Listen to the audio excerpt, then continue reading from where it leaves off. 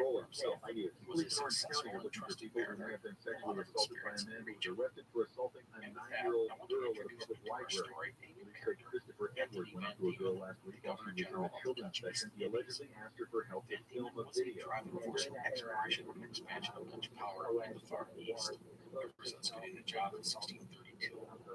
He wanted to explore the lands to the south. For years, he'd been trying to raise funds and find ships for such an enterprise. Now, a couple of quick background notes about Dutch exploration in the South and the Far East. First, Dutch navigator Willem Janssen became the first European to reach Australia in 1606. Over the next few decades, ships from various nations came into contact with long stretches of the western, northern, and southern coasts of Australia, and local sources spoke of a great land to the south. No one knew if those often rugged coastlines were part of a greater continent. The second, this mythical southern continent was called Terra Australis, and it had been speculated about for thousands of years. Many people thought that South America would connect with Terra Australis, but Dutch explorers had rounded Cape Horn in the early 1600s and proved they were not joined. Third, in 1611, the Dutch discovered an important sailing route across the Indian Ocean. Let me explain this. Usually when ships traveled the southern tip of Africa, they would then sail up the coast over Madagascar and then continue on to the Saudi Arabian Peninsula and India. These waters were often dangerous and filled with pirates. This news would put a ship directly across the Indian Ocean to Arabia. It cut off long and dangerous stretches of the journey.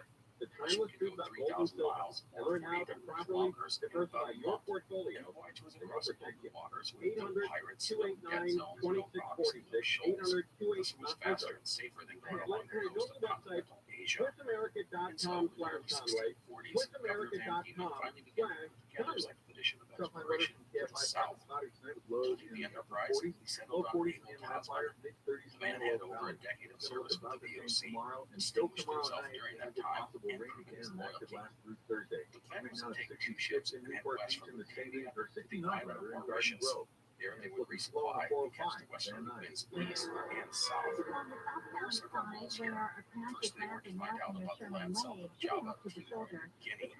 Was this Terra Australis, or was it something totally different? Tasman was to chart everything and take possession of any lands discovered. Second, Tasman was to explore the seas to the east, meaning the waters that stretched roughly between Australia and South America. The Dutch had dreams of plundering Peru or setting up their own trading route between the Americas and the Far East, or both. Third, regarding indigenous people, Tasman was to gain their friendship and get as much information from them as possible. One specific thing he was instructed to do was ask them about gold, and if they had some, to try and downplay its importance. That way they could trade for it at a low rate of exchange. Tasman's expedition was almost exclusively a commercial voyage with gold to make money. Short of charting the geography of the oceans, plus astronomical and meteorological observations, there was nothing scientific demanded of Tasman. The voyage of Tasman had two ships, the 200-ton Times cargo with 60 men. She was commanded by Lieutenant Jackson, who was also the expedition's second in command. The other vessel was the Zeehan. She was smaller and had a crew of 50. Her captain was Gary Johnson. The expedition's pilot was Franz Fischer, who was very important to the expedition. Tasman would command the fleet well for the Times cargo. The expedition would carry food and provisions for a year. The final orders to Tasman would include the following. To be commanding to the blessing of the Almighty, whom we pray to endue you with manly courage for the accomplishment of the proposed discoveries, and to bring you back to safety, to the increase of his glory, the reputation of the fatherland, the service of the company, and your own immortal honor. Surgery is your best option. Please stop at August 13th, 1642. Oh man, I used to be a better seat this time. Oh, we do. With 100x space zoom on my new Samsung Galaxy S23 Ultra, we can see everything. Oh, are you filming on the coach's clipboard? Yep, and it looks like he might be doodling. The mascot, riding a pony? I can even see the plug that they need to your seats now. I think I just really like your S23 Ultra. Take advantage of amazing carrier offers now at Samsung.com. The first time I saw it, I got goosebumps. It was perfect for me. I felt like we could go anywhere together.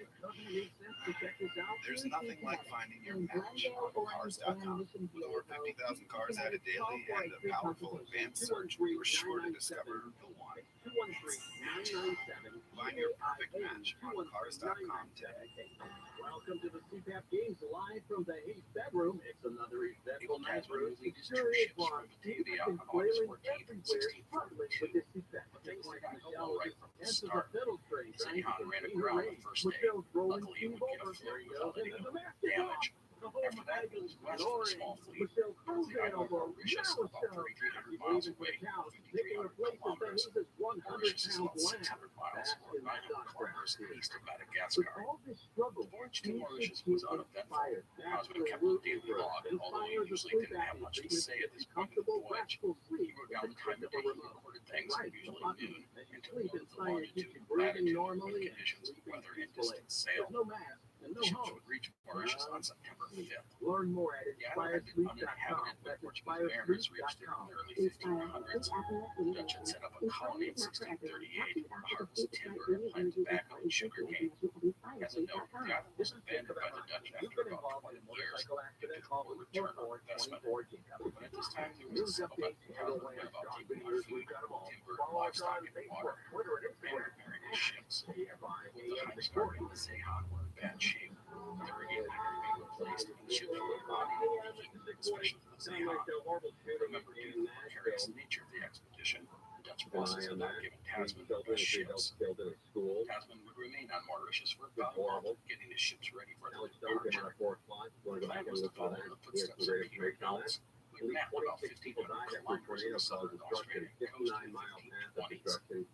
Tasman would depart on October 8th, and the ships now shifted course to the southwest. They used the strong winds, called the roaring 40s, pushing east as fast as possible. And the ships did move quickly, sailing across the Indian Ocean, covering roughly 3,300 miles, or 5,300 kilometers in less than a month. It was then that they saw seaweed, birds, and even a seal. Tasman shortened the sails, and everyone would constantly on the land, showing some other dangers. There was a cash and alcohol report from the man who sighted land first. The Dutch were in reality about 700 miles or 1,200 kilometers south of the Australian coast. A few days later, the ships would encounter snow and hail, the temperatures were dropping, fog, rain, and gales were now a common companion to the fleet. The ship's pilot would follow station, recommended that the fleet head east along the 44th parallel, and then eventually move north towards the south. This location, east of New Guinea, was known to the Dutch. Cosmo, by the way, didn't just rule the fleet as an absolute dictator. Important decisions like this were being made while the council was called and the options discussed. This council consisted of key members of the fleet, including Tasman, his captains, his master pilot, and a handful of others. I find this fascinating because we have reviewed the various people being recorded in the logbook. It's different than what we see on other expeditions where captains' words often absolute. I suspect this feature, including council, as opposed to just one man, is because of the commercial nature of the endeavor, which was legs, persons, profits, and transportation. Anyhow, on November 17th, the ships would pass the farthest space point that Peter Council reached almost 50 years earlier. Next day, the men would set whales, and then on November 24th, at about 4 p.m., the fleet would sight land for the first time at more than 5,000 miles, or 8,000 kilometers. It was the first railroad sighting by Europeans, now called Tasmania. The ships were about 10 miles off the western coast of Tasmania, north of Macquarie Harbor. You could see several short mountains from their ships. Tasman was named as the discovery of Van Diemen's Land after Anthony Van Diemen, Governor General of the Dutch East Indies and the expedition's primary backer. Quick note, Van Diemen's Land would ultimately have its name changed to Tasmania in honor of our Dutch explorer. As for this podcast, I will mostly use Tasmania in our narrative. Tasman and the ships were stored along the southern edge of Tasmania, all the while waiting for good weather and a safe place to go ashore. Easterly winds were an issue, ships being pushed out to sea, even so far that they could lose sight of land on occasion. On December 1st, the ships tried to make a landing at what is now called Adventure Bay, just off the southern tip of Tasmania. Winds would suddenly sweep the ships east. And then the following day, the ship sailed up the eastern coast of Tasmania and anchored at what is now Frederick Hendricks Bay. There, two small boats went ashore under the command of transmission pilot. They would return with a pile of edible greens, corn seeds, geese, and ducks. Water, which Tasman needed, was not readily available. Also, the ship reported seeing signs of humans, including fire pits and notches of trees. Seeing humans men had certain sounds, also sounds that resembled music of a trumpet or a small gong. On not far from them, who they had seen no one and more. The next day, December 3rd, Jasmine tried to kindle it. If north of the bay, the surf was too high, they could not make it through, and thus the ship's carpenter swam ashore and planted the Dutch flag, laid claim to the land after Rotherhithe. 2 days later, after cruising up the coast of Tasmania for a ways, the ships would lose sight of land as the easterly winds carried them out to sea. Jasmine conferred with his council and advisors and elected to remain east as well as north of the Solomons. Once Tasman had discovered where God had showed no sign of wealthy or advanced people, it would however demonstrate that these lands were separate from any southern continent. By the way, in pushing east at this time, Tasman wasn't able to figure out that any coastal along a large island. For decades, map makers were using Tasmania as part of a greater Australian landmass. So Tasman had ships trying to head in a northeasterly direction, but the winds kept them going toward the east. It was a rough voyage, with Tasman saying that his compass was the only thing that kept him alive. And then on December 13th, 1642, land was sighted to the east. This was the northwest coast of the South Island of New Zealand. If you don't know New Zealand's geography, it is dominated by two large islands, South Island and North Island. Narrow passage, about 10 miles wide or 8 kilometers, separating the two. Tasman and his crew were the first Europeans to reach these lands. The voyage from Tasmania to New Zealand had been about 2,500 miles or 4,000 kilometers. Tasman renamed this new discovery Staten Land in honor of the Dutch patrolman called the States General. He thought he had found the western side of the legendary Terra Australis, which stretched across the Pacific to the southern tip of South America, writing, quote, "Believe that this is the mainland coast of the unknown Southland," end quote. The two ships would sail north for 5 days, reaching the northernmost point of the South Island at a location called Golden Bay. Along the way, the ships would build a big repost in Maori. Tasman described their clothing with physical appearance as well as their canoes, some of which were catamarans. The canoes called waka ranged in size, but some could be as long as 130 feet or 40 meters, carry as many as 8 paddlers. More canoes were often elaborately carved and painted. The Dutch tried to entice the natives to come aboard their ships, showing them things such as knives and white linen. The Maori would get close to the ships with a stone's throw of Tasman. They declined to come aboard. Still, they mostly seemed friendly, so the Dutch kept trying to engage with them. Now, Tasman regularly dictated from the water for his ships.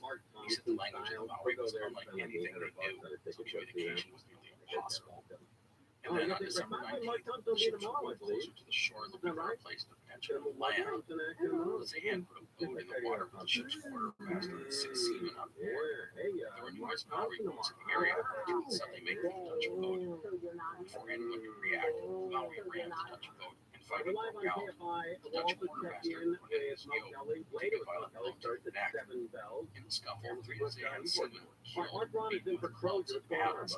Another would die from his injuries. The quartermaster and 2 other seamen jumped into the water and swam for their ships. The Maori would take the body of the dead seaman and head back to shore. Muskets fired at them in their wake, but no one being hit. Zahan's boat would be retrieved, and from the ship, the Dutch would see the Maori natives piling into the canoes. 22 boats would pull off from shore, heading for Tasman's ships. The Dutch would fire off several shots in an attempt to drive away the attackers, but the Maori continued to advance. It wasn't until almost a period of men standing at the front of one of the canoes before the Maori broke off their advance and retreated. Tasman called this spot Murderer's Bay. By the way, archaeological research has shown that the Dutch were likely trying to land at a major agricultural area, which the Maori may have been trying to protect. But we don't know for sure why they attacked. The lack of communication was likely a major factor. Tasman obviously didn't try to get revenge against the Maori, but instead departed the area. His ships would head north, sighting what today we call the Strait, which divides the North and South Islands. However, Tasman thought the narrow strait was just a curve in the coastline, and he did not investigate it. Instead, he continued north along the western coast of the North Island. In Tasman's logs, he does not say exactly when and where his men went ashore for the first time in New Zealand. The 2 ships were always searching for food and water. It's slow on the 101. Up the western coast of New Zealand, the explorers noted the native people, the landscape, and the location. Eventually, they reached the tip of the island. Tasman now had a decision to make. Does he go east into the ocean or head down the other side of the North Island? Does he head back to Batavia, perhaps exploring the area to the north? There were a handful of reports of islands in this region. Perhaps they would be of interest. And thus, on January 6, 1643, Tasman and his council of advisors would gather and discuss their options. They would select the third option, the decision to sail northeast, an area mostly unexplored by Europeans. And that, my friends, is where we're going to leave things for today. To recap, the Dutch mariner Abel Tasman had sailed from Batavia, modern day Jakarta, in Indonesia, and been the first European to discover the island of Tasmania off the southern coast of Australia. He then headed west, becoming the first European to reach New Zealand. An encounter with the Maori had left four of Tasman's crew dead, and the whole fleet pushed north, reaching the northernmost tip of New Zealand. At this point, Tasman didn't know New Zealand was an island. Speculated that he'd been on the western shore of a great landmass, perhaps the legendary Terra Australis. The expedition was, however, done with New Zealand and set sail into the waters of the South Pacific, a region mostly unknown to the Western world. Next time, we will report the story of Tasman's first voyage of discovery. We will then recount Tasman's second voyage. We'll then wrap up the series by detailing the rest of Tasman's life, plus his legacy. Before we finish today, I want to give a shout out to all of those who support the show. This includes some of our patrons, whose financial assistance makes this program possible. These people include Philip, Peter, George, Fleur, Elizabeth, Eileen, Eamon, Dan, Craig, Christopher, Catherine, Cameron, Chris, Benjamin, Andrew, Adam, Lee, Robert, Jesse, Eric, and Donnell.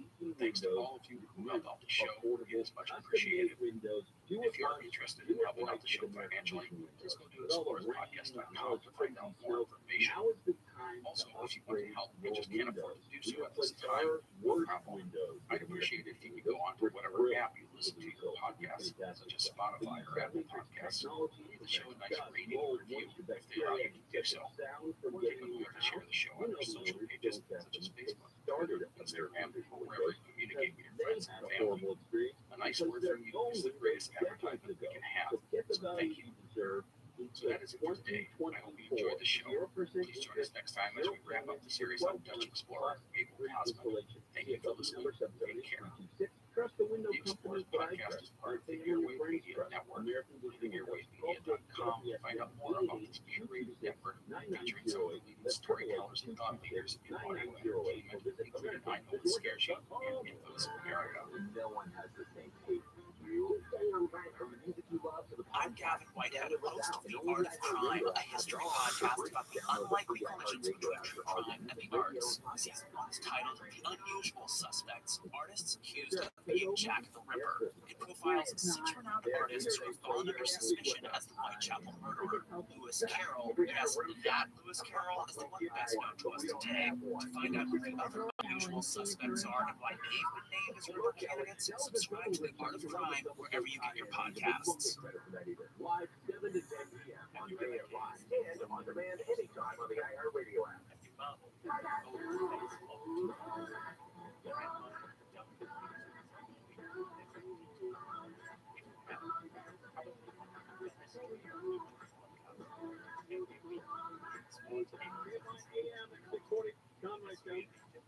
Giving more updates on that horrible shooting, we'll have that for you in Nashville, where 3 kids and 3 adults were killed.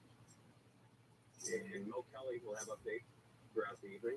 In case anything, any news breaks on that. You're listening to an Airwave Media Podcast. Path of destruction. If you're a history buff, in a trivia Mississippi, fiend, or Alabama, just love a with great tornado. story, This doesn't you should really listen to horrible This Day in weather. History. Every episode gives you a quick rundown of the Speaking of historical this week, moments that we're gonna occurred get on rain the day you're listening. Wednesday Whether it's and the Thursday. Battle of the Bulge, the So, Bolshevik Revolution, we're or the right back to Beatles those landing in the atmospheric US rivers. today for the first time. Big deal. Listen and subscribe to This I'd like Day to in thank History Moonshot. wherever you're listening now. Sure.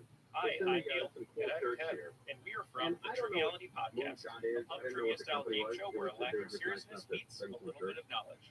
Join us each week for an hour-long game of general knowledge trivia featuring special guests from around the world, plus tons of extra themed episodes. If you want to improve your trivia game, or you just want to scream at us in your car when we get easy questions wrong, then we're the show for you. Find Triviality on all your favorite podcast apps. But you know that because you're already listening to a podcast. He's been ordering shirts at Moonshot for years. And I'm like, I didn't know. Yeah, I didn't know. Now I'm going to keep them in and wear them at home. Hello, and welcome to the Explorers Podcast. Today is the second and final part in our series on Dutch explorer Abel Tasman. Today we will cover the completion of Tasman's first voyage of discovery, go through the second voyage, and then wrap up the man's life and legacy. Not much for notes today, just that you can go to our website, explorerspodcast.com. If you want to see a map of Tasman's voyages, I've also put links to Tasman-related materials, including his journals. With that, let's get rocking. So last time, we left Tasman and his two ships at the most of the Zealand, pondering his next move.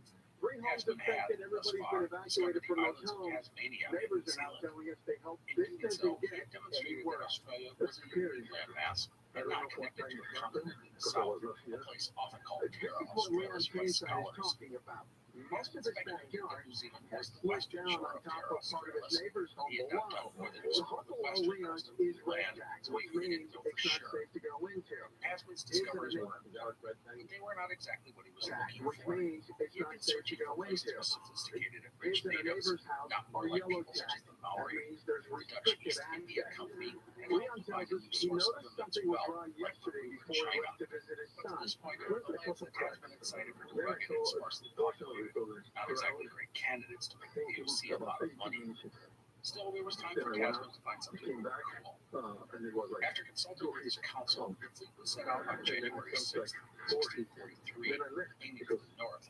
The goal was to explore the waters in the area and then go to the Solomon Islands and pull around there. The Solomons, which consist of more than 900 small islands and 6 major ones, were barely explored, but several islands in the archipelago were not forgotten. To the west, the waters around New Guinea and then back to Batavia. As a note, Tasman doesn't really give many details about the condition of his ships. They had sailed more than 10,000 miles or 17,000 kilometers, thus they would have, without question, enough shape. And so to the north of Tasman were his 2 ships. They had fair weather and progress was good. And then on January 17th, Sydney, a sign of land, was sighted. The next day, whales responded. 2 days later, on January 19th, the ships were rowed to a small rugged island. They were about 1,000 miles or 1,600 kilometers east of New Zealand. Tasman wanted to land to try and find water, but the winds weren't favorable. The ships continued north. The next day, the Dutch would sight 2 other islands. One of these today we call Tonga. The Dutch had reached the Tongan archipelago, which consists of 171 Polynesian islands. Most of these islands are small and uninhabitable. The Tonga is the largest island in the archipelago.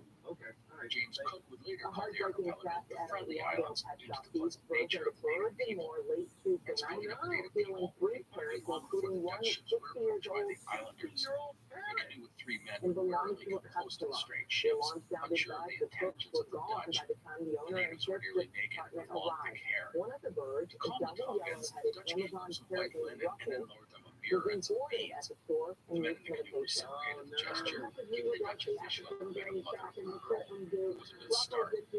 Soon others would arrive in the canoes, which varied in size and opulence. One catamaran was decorated with shells and conches. The Dutch gave the natives wine, nails, knives, and other items, including coconuts in return. The Tongans would come onto the Dutch ships amazed at what they saw. The crew had to watch their possessions, and the Tongans would try to take anything they could get their hands on. Tasman said they were a medium people, but pleasant. He also described them as peaceful. One older man, Tasman took for a chief to toured the ship. He later sent the Dutch with hay, yams, and coconuts as a thank you. Another native was so fascinated by the Dutch, he slept on board one of the ships that night. What followed over the next day was a frenzy of trading, as dozens of boats sailed out to the Dutch fleet. The men would trade for 100 hogs, 150 fowl, yams, bananas, coconuts, and even milk and cream.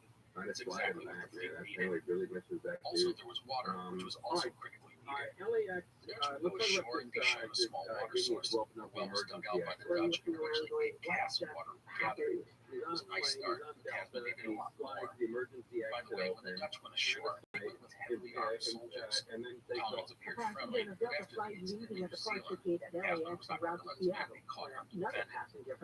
In exchange for all of this, the Dutch gave the colonies cloth, nails, wire, and a bunch of other trinkets. They would also fire off one of the ship's cannons, which frightened and amazed the colonists.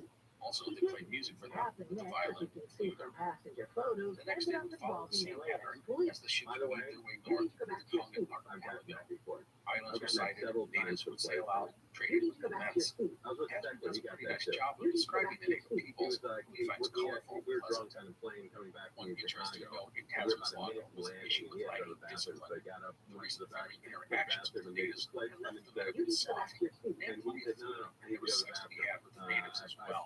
Tasman called tongues excessively wanton, which probably led to cruel. No matter, Tasman put down some strict rules, with flogging and also paid the result of sneaking on duty for about a 40-foot watch. Another interesting story, the Tongan people were, as noted, friendly and not violent. It was said that they put any usual fly, which were a common nuisance. In fact, they were regularly would swat a usual fly that was buzzing around him, causing one of the Tongans to get upset. Anyhow, on February 1st, the ship stocked with food and water. The Dutch fleet pushed northwest. A few days later, they reached another collection of islands. This was Fiji, another archipelago of 300 plus islands. Tasman returned about 20 islands in the archipelago, including two of the largest. The journey to the Fiji Islands was a dangerous one, and that's because of the weather. There was constant rain, fog, and storms. Tasman wrote in his log, quote, "We could hardly see a distance." The big danger was trying to find a path through these islands that knew these waters. Underwater banks, reefs, and rocks were always a threat, especially as they were not easily spotted in heavy storms. And even if they were spotted, the gale force winds could carry a ship to its doom, despite the best efforts of the crew. In fact, on at least one occasion, the ships narrowly avoided getting tossed onto some dangerous reefs off the northeastern part of the Fiji group. Because of the storms, Dutch ships were unable to land to gather food.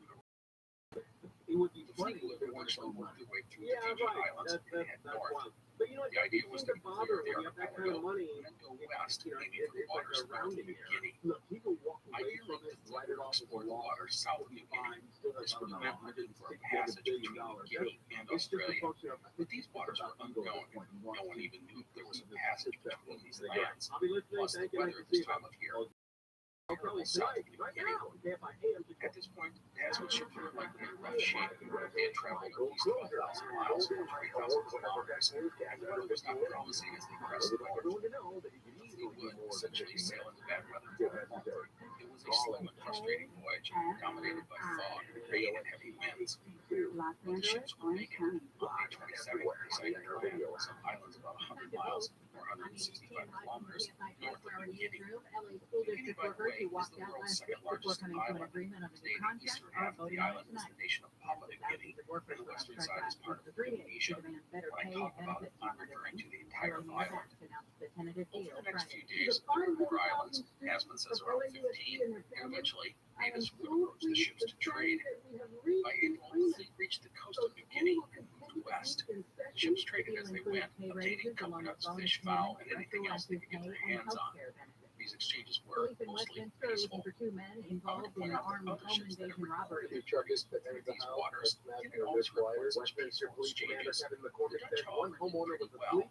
Tasman's men seemed to understand the communication with the native people. I do say these exchanges were mostly peaceful. That doesn't mean they were totally peaceful. On May 3rd, one of the ships was approached by some native canoes, and out of nowhere, an arrow was fired, hitting one of them, although not fatally. The Dutch would grab their muskets, return fire, and even natively armed as they fled.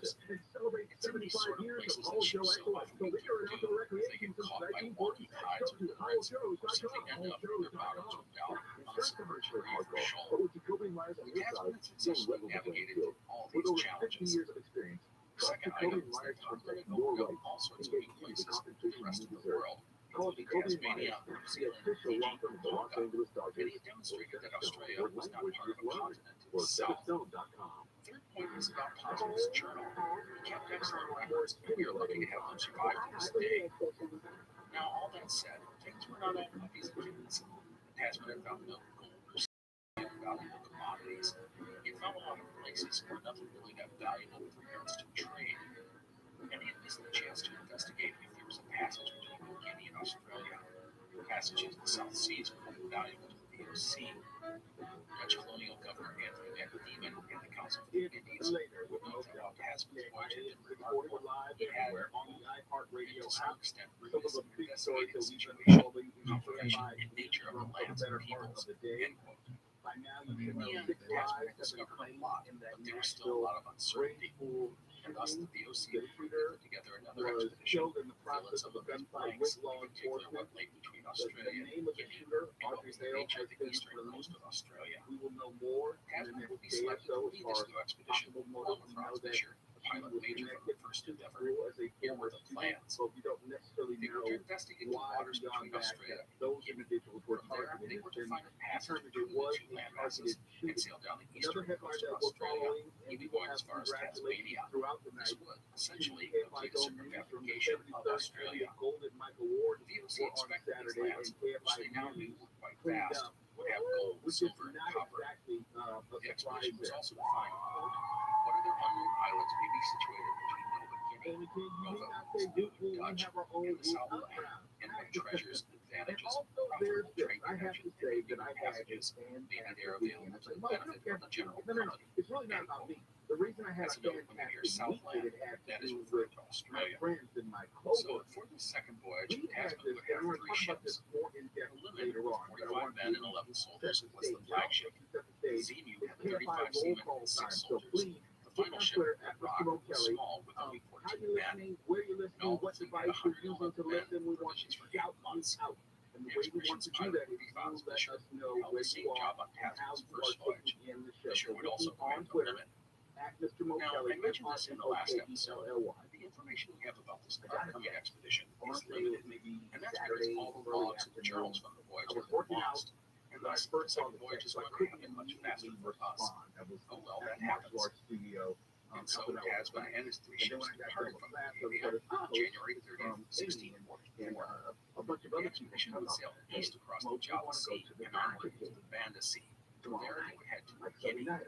In doing this, Tasman was essentially retracing the steps from the last voyage, but reverse. However, at the western end of New Guinea, the ships would proceed along the south side of the island instead of the north. 3 ships would eventually reach Rio Sudarso Island, a large island in the center of New Guinea's underbelly. If you look at a map, it looks like a peninsula, but it's actually an island. From there, things were progressing east, and after about 100 or 200 miles, things got gnarly. And that is because Tasman was now entering the Torres Strait. And with that, we'll take a look at the topic of geography. Australia and New Guinea are separated by only 151 kilometers or 94 miles at the narrowest point. This area is called the Torres Strait. In the past, Spanish mariners had landed on the New Guinea side of the strait, while Dutch explorers had landed on the Australian side. The moon actually mapped both sides of the entire strait and what was in between, and thus many people thought that Guinea and Australia were connected. Now, you might think this would be easy to disprove by just going through the strait, which would be wrong. And that's because the Torres Strait is very tricky and very dangerous to navigate. The reason is that it's very shallow, with depth ranging from only 7 to 15 meters or 23 to 49 feet. When enemies are favored underwater obstacles, the strait had nearly 600 coral reefs. And let's not forget about the islands. There are 274 of them in the strait. Cap it off with strong currents and frequently bad weather. Even today, there are only 2 routes used for commercial shipping through the strait. And so Tasman would head east into Torres Strait. There, he was thwarted. Every route into the strait was a dead end.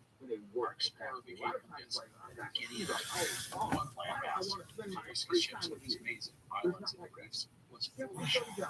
With that, Tasman turned south, reaching Australia for what today is the Gulf of Carpentaria, which you may remember from our Virgin Whales episodes. Over the next weeks, the ships would conduct a thorough charting of the northern coast of Australia. Once they reached the western edge of the continent, Tasman would head back to Batavia, reaching the Dutch outpost in August of 1644, and in gone 6 to 7 months. So the second journey of Abel Tasman was done, and to be honest, it was a lot like the first. While we don't have the specifics of the expedition like we did the first time, Tasman appears to have brought his ships back in good order. He mapped thousands of miles of coastline along New Guinea and Australia. But again, he missed out on some critical things, at least in the eyes of the Dutch East India Company. He had not found the passage through the Torres Strait, and in missing that, he had not explored the eastern coast of Australia. Governor Van Diemen and the councillors of Batavia again rebuked Tasman, writing that he had, quote, found nothing that could be turned to profit, but only came across naked beach-roaming wretches, destitute even of rice, and not possessed of any fruits worth mentioning, miserably poor, and in many places of very bad disposition. We are left quite ignorant what the soil of the Southland produces or contains, since the men had done nothing to sail along the coast. He who wants to find out what the land yields must walk over it in every direction. The voyagers pretended this to have been out of their power, which may to some extent be true. They would add that they intended to, quote, have everything more closely investigated by more vigilant and courageous persons that had herethereto been employed on this service, end quote. The criticism of Tasman is in many ways unjustified. It's easy for officials in government buildings to armchair quarterback men risking their lives as they push wooden ships in potentially dangerous waters. See when to return on their investment, and Tasman's journey is not going to provide that, at least not at first glance. I want to mention that missing out on the Torres Strait was really a pretty huge deal, not just because it would have given the Dutch a route into the South Seas, but more importantly, it would reveal a picture of Eastern Australia. Australia is an inhospitable place. There are deserts and swamps and lots of land that is just not friendly to farming or settlements. The exception is on the eastern side of the continent, where you find Australia's best farmland. Tasman is on the eastern coast of Australia. Dutch colonists may have followed, and it might still be called Holland. Who knows? By the way, the eastern coast of Australia would not be mapped until James Cook reached the area in 1770, naming it New South Wales. Within 2 decades, the British would set down the first European settlement on the continent. Now, all of that said, Tasman's voyages did have immediate consequences to the world. First, his 2 journeys had proved that Australia was its own continent, and not part of a long-imagined Terra Australis to the south. Second, his suggestion that New Zealand was the western side of the southern continent would cause map makers to start drawing a Terra Australis in the waters between New Zealand and South America. For more than 120 years, this theory would persist until disproved by later explorers. Third, while we've lost the journals and logs from Tasman's second journey, maps of Australia and the surrounding regions were produced based on Tasman's voyages. These maps were quite accurate, although the eastern coast of Australia is missing, and Tasmania is part of the continent. I want to stress that Tasman didn't just map Australia and New Zealand. He traveled throughout the South Pacific, finding all sorts of islands, and nearly circumnavigated New Guinea. The charts he put together will be the most important geographical documents for this region for over 100 years, until Cook arrived and his work finally supplanting Tasman's maps. A final thing about Tasman's voyages is something I've said before, and that was that Tasman's expedition answered all sorts of questions about the but left lots more unanswered, and gave us a bunch of new ones. It will mean governments and explorers will eye up the area in the coming century. Now, before we go all in on Tasman's legacy, I do want to talk a little about the rest of his life, because Tasman was not a guy to head off on another expedition and never return. Instead, he became a wealthy and important man in the Far East. I'll start by saying that despite the disappointment of his bosses at the DOC regarding Tasman's voyages of exploration, he was still viewed in high regard. He was obviously a good sailor and leader over multiple expeditions. He got his men and ships home. There's even a document expressing the DOC's reasonable contentment and quote with Tasman, and they lauded his courage and service to the DOC. He got promoted, rising to the rank of skipper commander. Thus, over the next decade or so, Tasman would work out of Batavia for the DOC. He had some jobs that were administrative in nature, and other times he ventured off on trade or diplomatic missions. No more exploring. The biggest job that Tasman got was in 1648, when he was tapped to lead a fleet to Manila in the Philippines to try and capture the Spanish silver fleet coming from the Americas. For this expedition, Tasman had 900 seamen, 250 soldiers, and 8 ships with more than 200 cannons. The enterprise would be a failure. The Dutch would capture the fortress of Albay on the eastern coast of the Philippines, but eventually have to abandon it, and the Spanish ships, alerted to the Dutch fleet, successfully avoided capture. One Spanish ship, when Faced with the capture, was startled to deny Tasman the prize he said was, quote, as dear to us as our own life, end quote. There was some sailing around and looting and burning the Spanish outposts, but an attempt on Manila was called off due to the condition of one of the key ships. Tasman eventually departed the region and made for Siam, aka Thailand. By the way, the attack on the Philippines was the last official action of the Dutch East India Company against the Spanish in Asia. And so the expedition was a failure and would have some harsh consequences for Tasman, and not just because success. In the course of the expedition, on some islands north of the Philippines, he executed 2 sailors without trial, who slipped out of camp one night to go carousing, likely maybe drinking and chasing women. Tasman would later say that the men had tried to desert, but no one bought that excuse. He would thus be fined, demoted temporarily, and forced to pay restitution to the sailors' families. Within a couple of years, Tasman would be done with the VOC, as records list him as a honorably discharged ex-commander in the company as of 1653. Not a lot is known about Tasman's life as a private citizen. He stayed in Batavia and became one of the colony's biggest landowners. Records indicate he invested in some private trading ventures and even went on some trade missions. Tasman would never leave Asia, dying in Batavia on October 10th, 1659. He would have been about 55 or 56 years old. The cause of his death is not exactly known, but it was reported that while his mental faculties were intact, he was, quote, sick in body, end quote. He was survived by his second wife and his daughter from his first marriage. His estate divided equally between the two. In his will, Tasman did not forget his birthplace, leaving 25 guilders to the poor of his own village of Ligast. And that, my friends, is the life of Dutch explorer Abel Tasman. Now, I want to talk a bit about Tasman's legacy, but I have one side trick for you, and that surrounds the famous Tasman map, also called the Foodporn map. Let me explain. A map was produced in Australia based on the original charts drawn during Tasman's 2 voyages. It is one of the great physical artifacts of Tasman's expeditions. The map is really amazing. Joined Australia, called New Holland by the Dutch. The map is blank on the east coast, Tasmania, and even part of the Australian continent. The map is widely believed to have been produced in Batavia. It was probably a collaboration between Roger, who went on Tasman's expeditions, and Isaac Isabels, a Dutch merchant and artist living in Batavia. The map is often called the Bonaparte map because it was once owned by Prince Bonaparte, great nephew of Napoleon. The Tasman map is now in the collection of the State Library of New South Wales in Sydney. Also, in 1943, a mosaic version of the map, composed of colored marble and brass, was only in the vestibule floor of the aforementioned library. It's really quite cool, and I like to photo of it on our website. Anyhow, my sidetrack into map nerd is done. Let's wrap up with a quick talk about Tasman's legacy. I'll start out by saying that it's easy for people to be forgotten by history, especially if you don't have that special feather in your cap. Tasman sort of falls into this category. Yes, he was the first European to reach Tasmania and New Zealand, plus a bunch of South Pacific islands. And as we noted earlier, Tasman's voyages proved that Australia was its own continent and not part of Terra Australis. But his discoveries did not kick off anything that made the world take note. I say these were great discoveries, just not great in his time. No matter, the man led a pair of small ships 20,000 miles or 30,000 kilometers of ocean, much of it uncharted and unknown, but mapped 8,000 miles of coastline, and in return, dodging bad weather, dangerous waters, and hundred obstacles. That is admirable. The charts and journals Tasman left behind were the catnip for men of adventure and ambitious governments. It would take more than a century for other explorers to actually top the work that Tasman had done.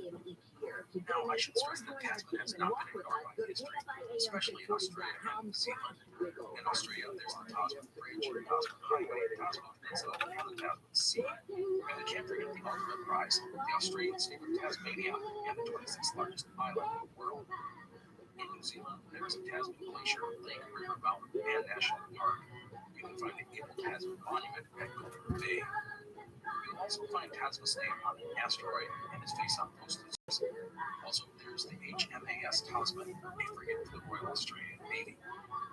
And finally, in the Netherlands, there are streets and parks named after Tasman, and in his hometown of Ligast, there is a museum dedicated to his life and travels. Two final notes for today.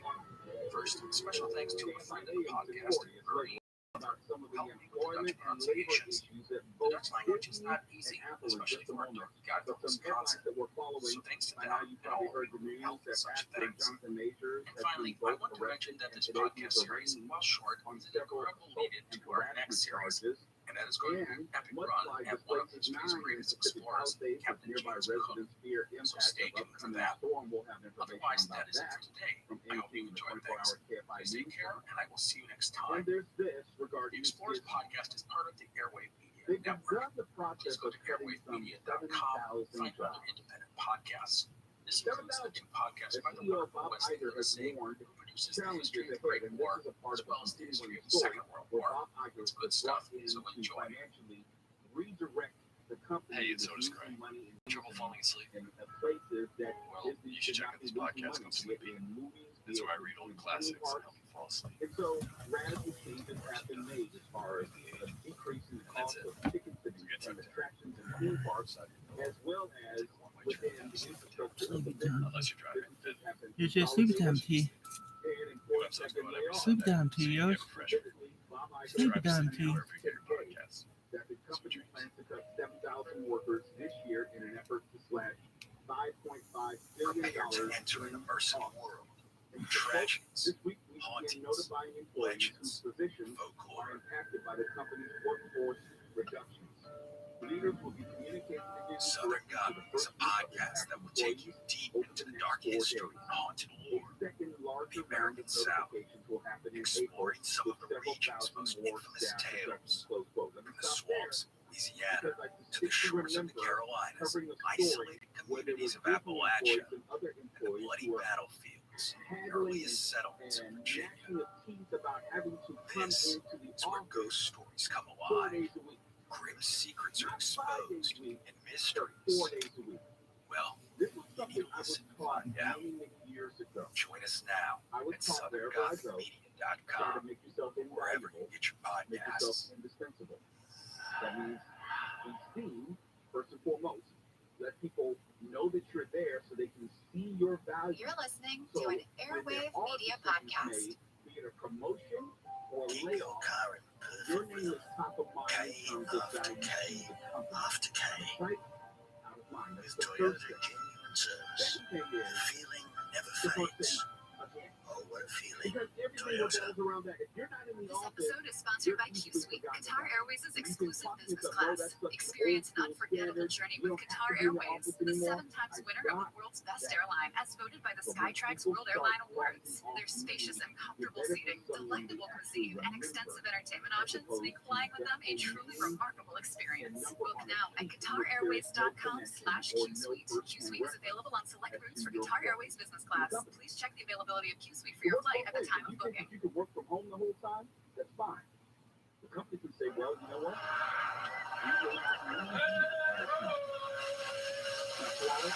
You and I work together. The reason I bring this up was Hello, and welcome to the Explorers podcast. Today we start a new series, one that many of you have been asking for a long time, and that is on British explorer Captain James Cook.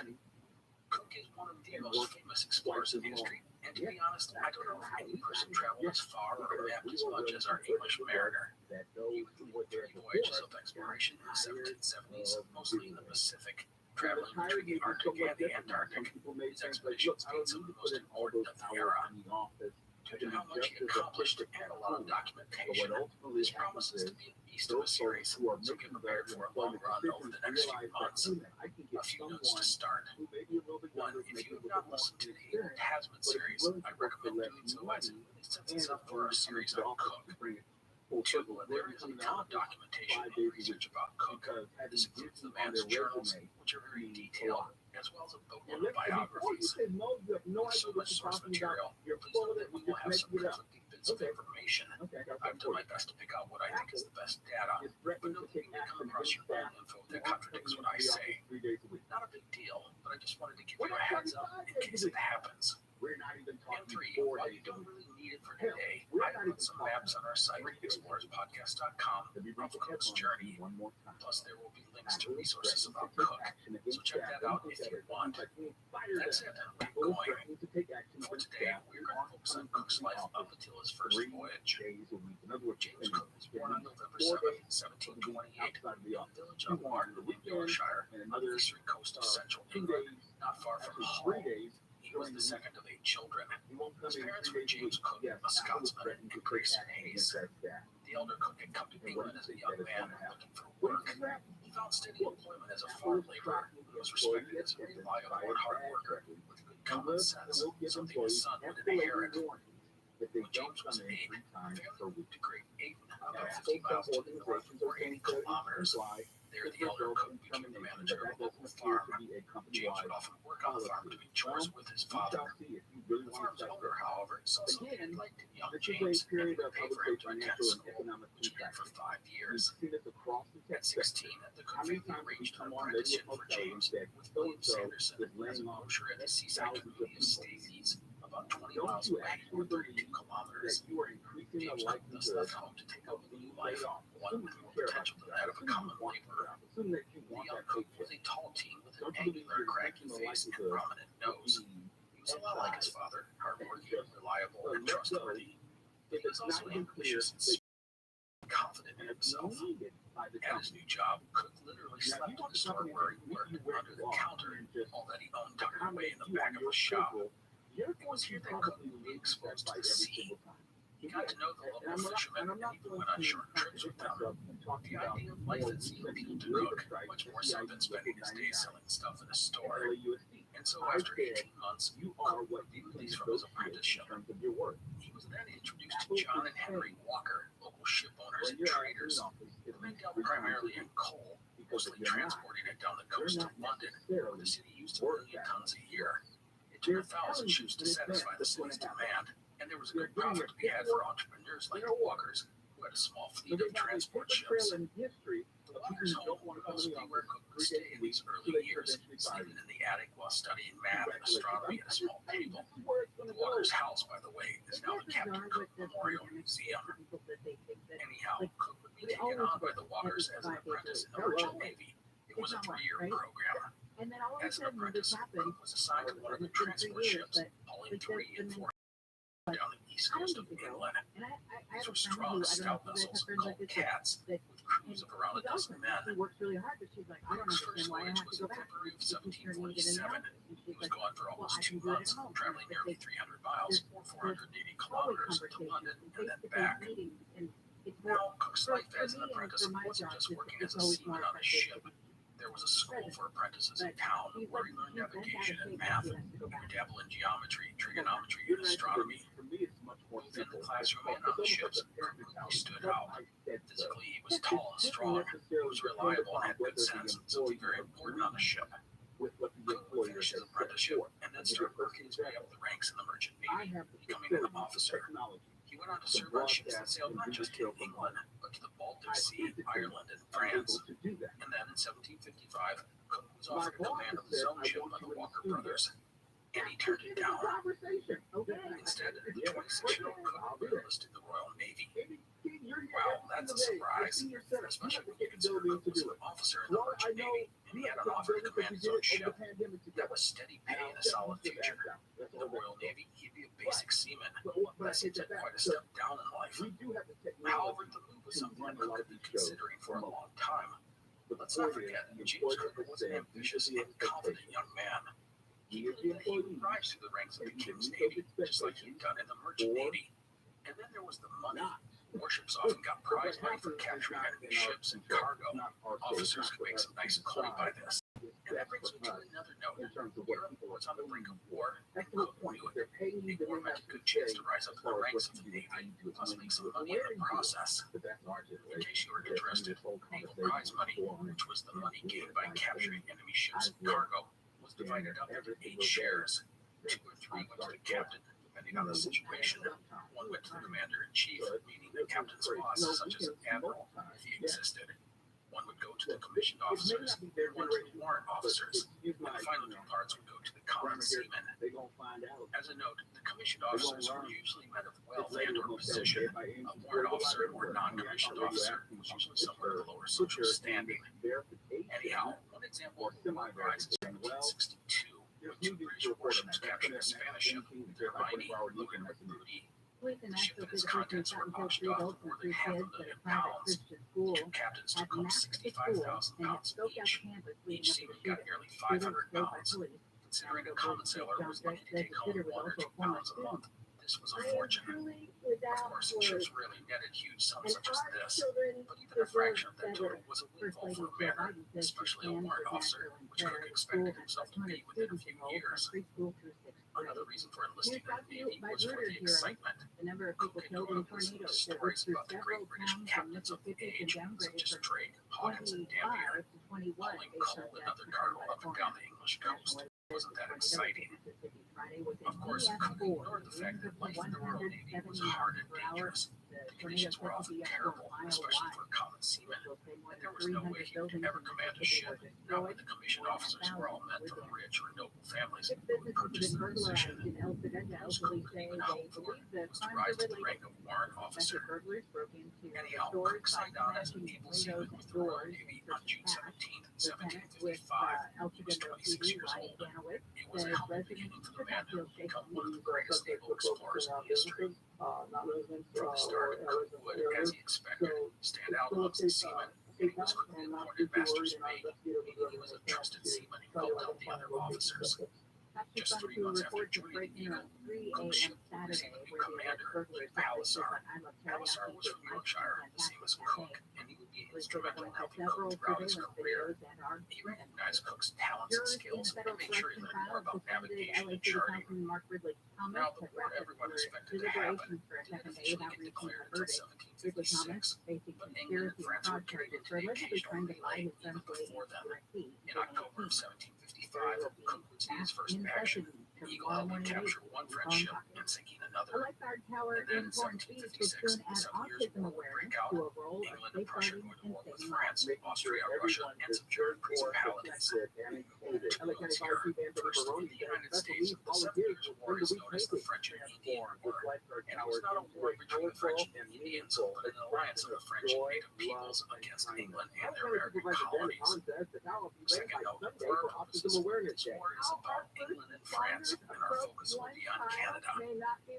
Over the next couple of years, Cook would rise in the ranks, becoming a mate and a boatswain. He would pass his master's exam in June of 1757, which allowed him to navigate and handle a ship. The boatswain is the officer in charge of sails, rigging anchors, cables, and any work on the deck of a sailing ship. And it took Cook just 2 years to rise from the rank of common seaman to that of a warrant officer. In October of 1757, Cook, aided by the support of his captain, Hugh Palliser, was named master of the HMS Pembroke, a just-launched 60-ton warship. By February of 1758, the ship was heading west to the Americas, stopping first at the Caribbean and then heading up to Halifax in Nova Scotia. The voyage had been Cook's first crossing of the Atlantic, and he was able to witness the devastating effects scurvy had on a ship's crew. Cook noted that after about 6 weeks of salt rations, the effects of scurvy began to emerge. This forced Captain to remove the Gulf of St. Lawrence and up the river. French power in Canada. The French had 2 forts guarding the approach, including one at Louisburg at the mouth of the Gulf, and the other being back over 600 miles upriver, or 1,000 kilometers. From the task, the British had called for 14,000 soldiers, 12,000 seamen, and support personnel, 157 ships, including 40 warships. They departed Halifax from Louisburg. I would not be with them. Many of the ships' crew were ill, and they would have to wait before joining the main fleet. The first at Louisburg was on the island of Cape Breton, and controlled access to the Gulf of St. Lawrence. The French had 7,000, and the fort could boast more than 4 cannon and 17 mortars. However, the French only had 5 warships to protect their harbor, and the troops were plagued by sickness. Cook and Pembroke joined the siege of Louisburg, which went from June 8th until July 6th, 1758. The British would gradually establish a beachhead near Louisburg, and drive the French into the fortress after a fierce fight. By the end of June, siege artillery was in place, and the bombardment of the fortress began. Over the next few weeks, 3 French warships guarding the harbor were destroyed, and then on July 25th, the British, in a night attack, successfully destroyed another of the French ships and captured the final one. That allowed the British to enter the harbor. The French surrendered the next day. Quebec was next on the British agenda, but the capture of Pittsburgh took longer than expected, and it was decided a campaign against the city would have to wait until next spring. As a result, Cook would spend the winter doing 2 things. First, he would move sail around the Gulf of St. Lawrence, attacking and raiding small French settlements, mostly fishing communities, out of the shores. Second, he would warn poorly for Cook, he learned how to conduct a survey. Now, when I talk about surveying a place, it's sort of a catch-all for creating a map or chart of an area, but it's really a lot more complex than that. Wikipedia says surveying is a technique, profession, art, and science on determining interesting about two-dimensional or three-dimensional positions of points, and distances and angles between them. And surveying requires specific tools and schooling and math skills. Anyhow, Cook was one of the officers in Xavier Holland, so survey work became fascinating.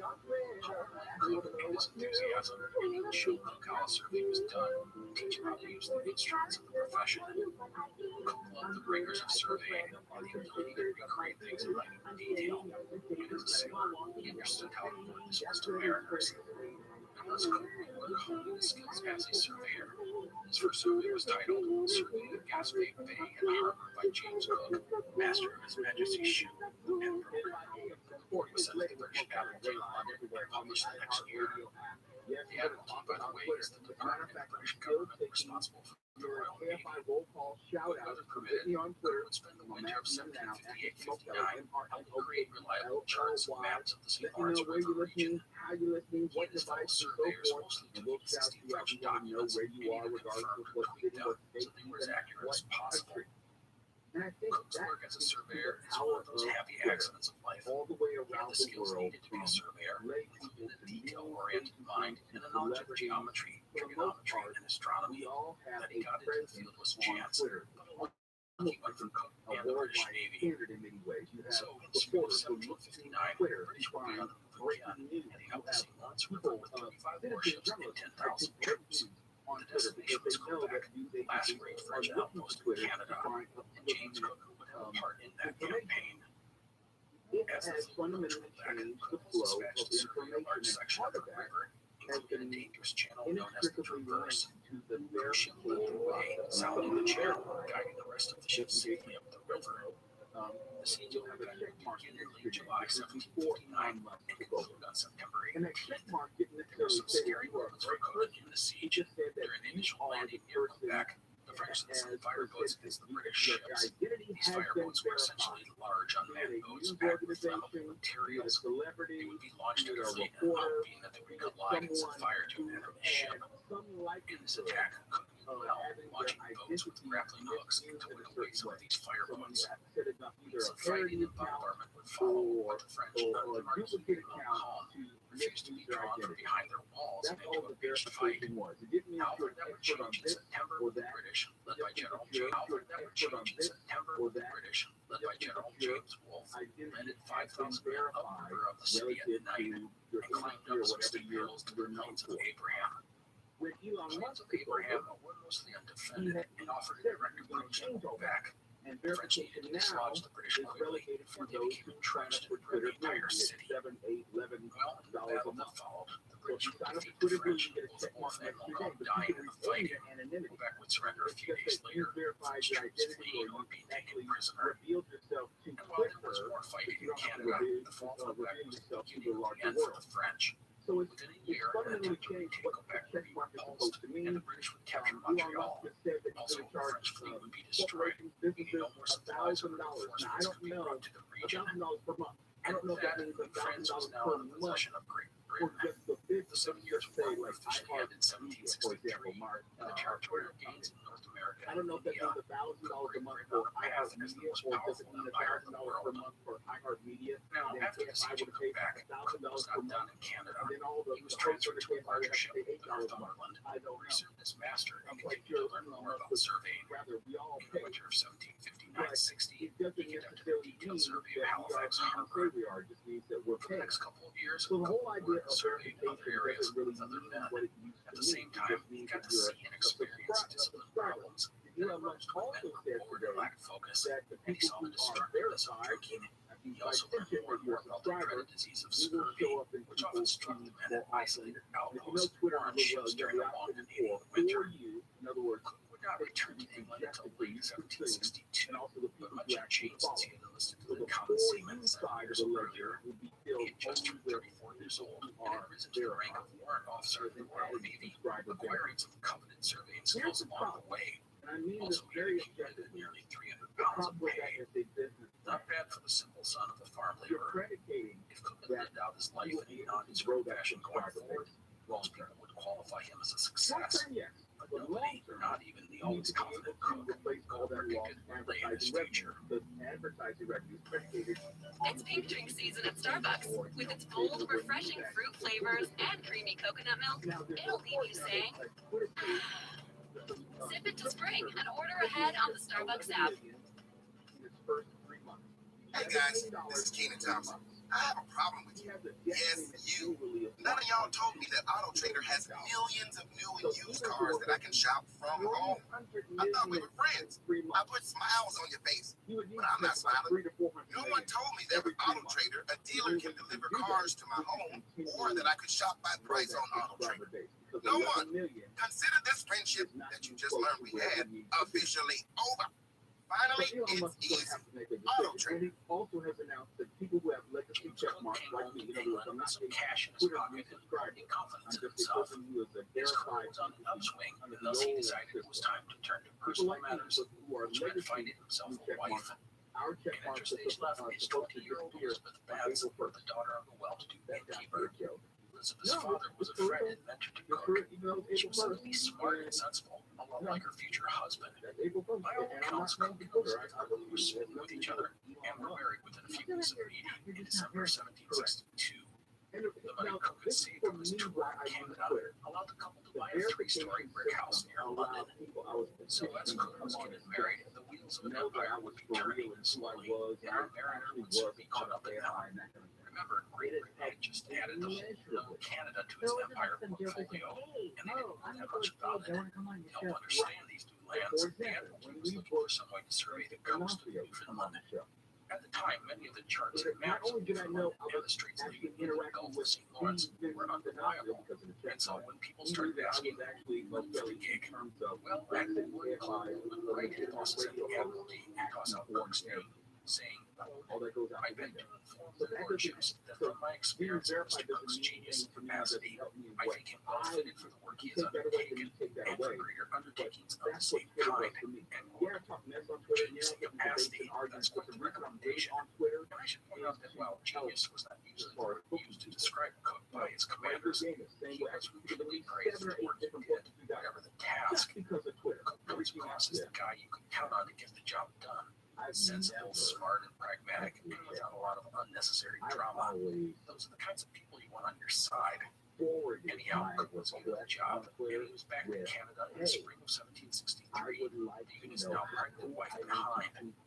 For the next 5 years, Cook would come to Canada each spring and leave in the fall. Cook and his team did the jobs out of the schooner, the HMS Grenville. The shallow-drafted schooner allowed him to go ashore as needed or make observations from on board. And thus, Cook continuously mapped the coast of the notoriously jagged and dangerous island, which is the 16th largest in the world. He surveyed the northwest stretch of Newfoundland in 1763 and 64.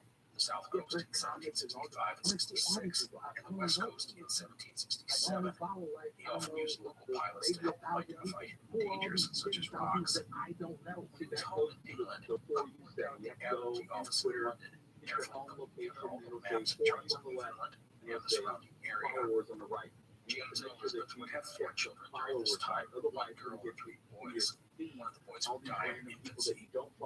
As for Cook, this long-term survey of Newfoundland was a chance to not only show off his skills as a surveyor, but as a leader. He could be stern but fair. He understood that men needed to be engaged and productive, and if they were idle, they often drank too much. A side note here, the drinking of alcohol was a time-honored tradition in the Royal Navy. This might be rum or grog or whatever, but it was booze. And in the British Navy, the alcohol ration was not an option, it was pretty much a requirement. And getting alcohol legally or illegally was big business on any ship. As a result, drinking was a major issue in the Navy, and we'll talk more about this in our upcoming episodes. Side note done. So regarding Cook's time survey in Newfoundland, for most people it was boring and monotonous, but not for Cook. But it was not without dangers. The Grenville would be threatened numerous times during her venture due to storms, tides, and other threats. And Cook received serious injury, leading to death in August of 1764 when a powder horn exploded in his hand. Luckily, there was a nearby French fishing boat with a surgeon on board. The doctor would operate on the hand and save it from being amputated. Cook's hand was so damaged he was laid up for a month, and he had a scar from his thumb to forefinger and high wrist. Through all this, Cook, ever the curious man, is always learning. It's one of those things I admire about the man. As a note, on August 5th, 1766, while surveying some islands on the south coast of Newfoundland, Cook had a chance to observe an eclipse of the sun. He measured the start and finished up the eclipse, and sent the results back to England, where they were forwarded to the Royal Society, who were thrilled with the data. This might seem sort of innocuous, but it will be important in a few minutes, so hang on. And so, in 5 years surveying Newfoundland and the surrounding area, Cook and his team mapped more than 6,000 miles, or nearly 10,000 kilometers of coastline. One thing Cook did was groundbreaking. He produced the first large-scale and accurate maps of the islands and coasts. These were also the first scientific, large-scale hydrographic surveys used precise triangulation to establish land outlines. Hydrography, by the way, deals with the measurement and description of the physical features of the ocean, seas, coastal areas, lakes, and rivers. All things very important to a mariner. The maps Cook produced were so accurate they were used in the 20th century. I'm not exaggerating when I say they are amazing. You can put Cook's maps side by side with modern maps, and you can't help but be amazed at the detail and carefully Cook and his team more than 250 years ago. I put some links on their website if you want to see some of these. Anyhow, Cook surveyed and caught the eyes of people at the Admiralty and at the Royal Society. Also, Cook had the support of some Captain Palliser, who had gone on to become the governor of Newfoundland and would aid in getting Cook's works published in 1768. So Cook had done well for himself. He wasn't for money or noble birth, and he had no formal education. But he proved to be a smart, meticulous, and confident man, self-taught in many areas of science. He was going places in this world. The other question was where, and that gets us up to the spring of 1768. Scientists from all over the world were excited about a phenomenon called the transit of Venus, which was scheduled to take place in June of 1769. The transit of Venus is the rarest unpredictable astronomical phenomenon. Now, there had been a transit of Venus in 1761, but the next one would not happen until 1874. That's 100 plus years. The transit of Venus takes place when the planet Venus passes directly between the Sun and the Earth. When this happens, Venus becomes visible against the Sun, multiplying the small disk. By recording the start and end of the event or locations around the world, you can use trigonometry to calculate the distance between Venus and the Sun. This allows people who are way smarter than me to start accurately measuring the size of the solar system. And so this was a golden opportunity for science. The measuring of the 1761 transit had been unsuccessful due to poor weather conditions around the globe the day of the event. The 1769 transit gave scientists another opportunity. Now, one of the key things about the transit of Venus is that to use the data, you need to complete the transit from all over the world. And that was when someone from the Royal Society said, hey, why not send someone to the Pacific to make an observation? And everyone else said, great idea. Okay, I don't know exactly who or where all this was said, but you get the idea. The Royal Society actually completed observations toward locations on its way north in the Pacific. The latter had never been done before. Other nations would be doing observations of the transit as well. The Royal Society, by the way, was Great Britain's leading organization dedicated to the sciences. The society would make a proposal to the government for the Pacific venture. They asked for £4,000 and a ship. And the British government was interested. The transit of Venus mission would be a perfect excuse to send a ship to the South Pacific, do some exploring, and meet up other nations who were moving around the region. One threat already on the table was French explorer and tornado Rabbi, who had recently departed on an expedition to circumnavigate the world. It was said the South Pacific was a potential area of exploration. With those threats looming, the Admiralty was on board. And so, with funding and a ship secured, the next question was, who would lead the enterprise? The Royal Society wanted Alexander Dalrymple, a Scottish explorer and geographer. Dalrymple had explored the region in question and was a proponent of the Terra Australis theory, which was that there was a large undiscovered continent in the southern polar regions, and he wanted to go back and find it. And so when the Royal Society approached him about the expedition, he was enthusiastic about the idea. But Dalrymple was a civilian and would demanded to be the boss of the expedition, which was a Royal Navy affair. The Admiralty said, yeah, no, that's not going to happen. In fact, the written comment from the Admiralty was that the idea was, quote, entirely repugnant to the regulations of the Navy, end quote. First Lord of the Admiralty, Sir Edward Hawke, said he would, quote, rather his right hand be cut off than see a civilian command a naval vessel, end quote. We would just call that a no. And so, with Dalrymple out of the mix, other names got tossed out onto the table, one being James Cook. No one had anything bad to say about Cook, lots of good things. Hugh Palliser highly recommended him for the job. The Admiralty thought highly of Cook, and so did the Society. The latter had been impressed not just by his survey work, but by the scientific work done when he measured the eclipse in Newfoundland a couple of years earlier. He was, however, only a warrant officer and not a gentleman. But you know what? Rank and class snobbery aside, on May 5th, 1768, the Royal Society convened and came to the conclusion that James Cook was the man for the job. Author Martin Dugard, in his biography of Cook, Farther Than Any Man, says no warrant officer in the history of the Royal Navy had, up to that time, been selected to command a British warship or awarded a commission. Commissions were usually obtained by paying lots of money or having really good connections. I honestly don't know if this is true, but that Cook got the job is pretty amazing. Now, regarding all this, I do want to take a moment to introduce a man who will be very important to our story going forward, and that is Joseph Banks. Banks was, at this time, a 25-year-old nobleman who had been on the path of becoming a rich and aimless playboy until he became obsessed with botany and the natural sciences as a teen. It was said that at Oxford he had more knowledge of botany than many of his professors. Banks was immensely rich, and he dropped out of university to chase his passion. He would make a name for himself by participating in a natural science expedition to Canada in 1766, later publishing the first Linnaean descriptions of the plants and animals of Newfoundland and Labrador. This included 34 species of bird, including the great auk, which became extinct in 1844. Well, fast forward to 1768, and Banks was excited about the proposed expedition to the Pacific. Already a member of the Royal Society, Banks got himself appointed head of the scientific contingent for the expedition.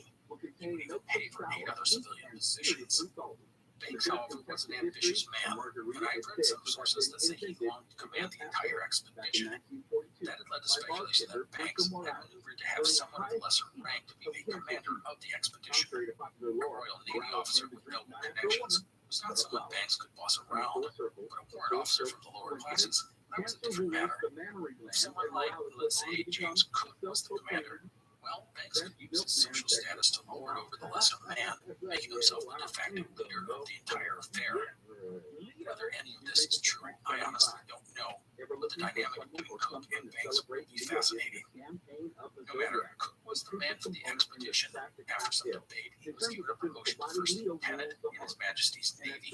It is said that the Admiralty did not dare give a mere master the command, for fear of setting a precedent and defending the Navy's officer corps.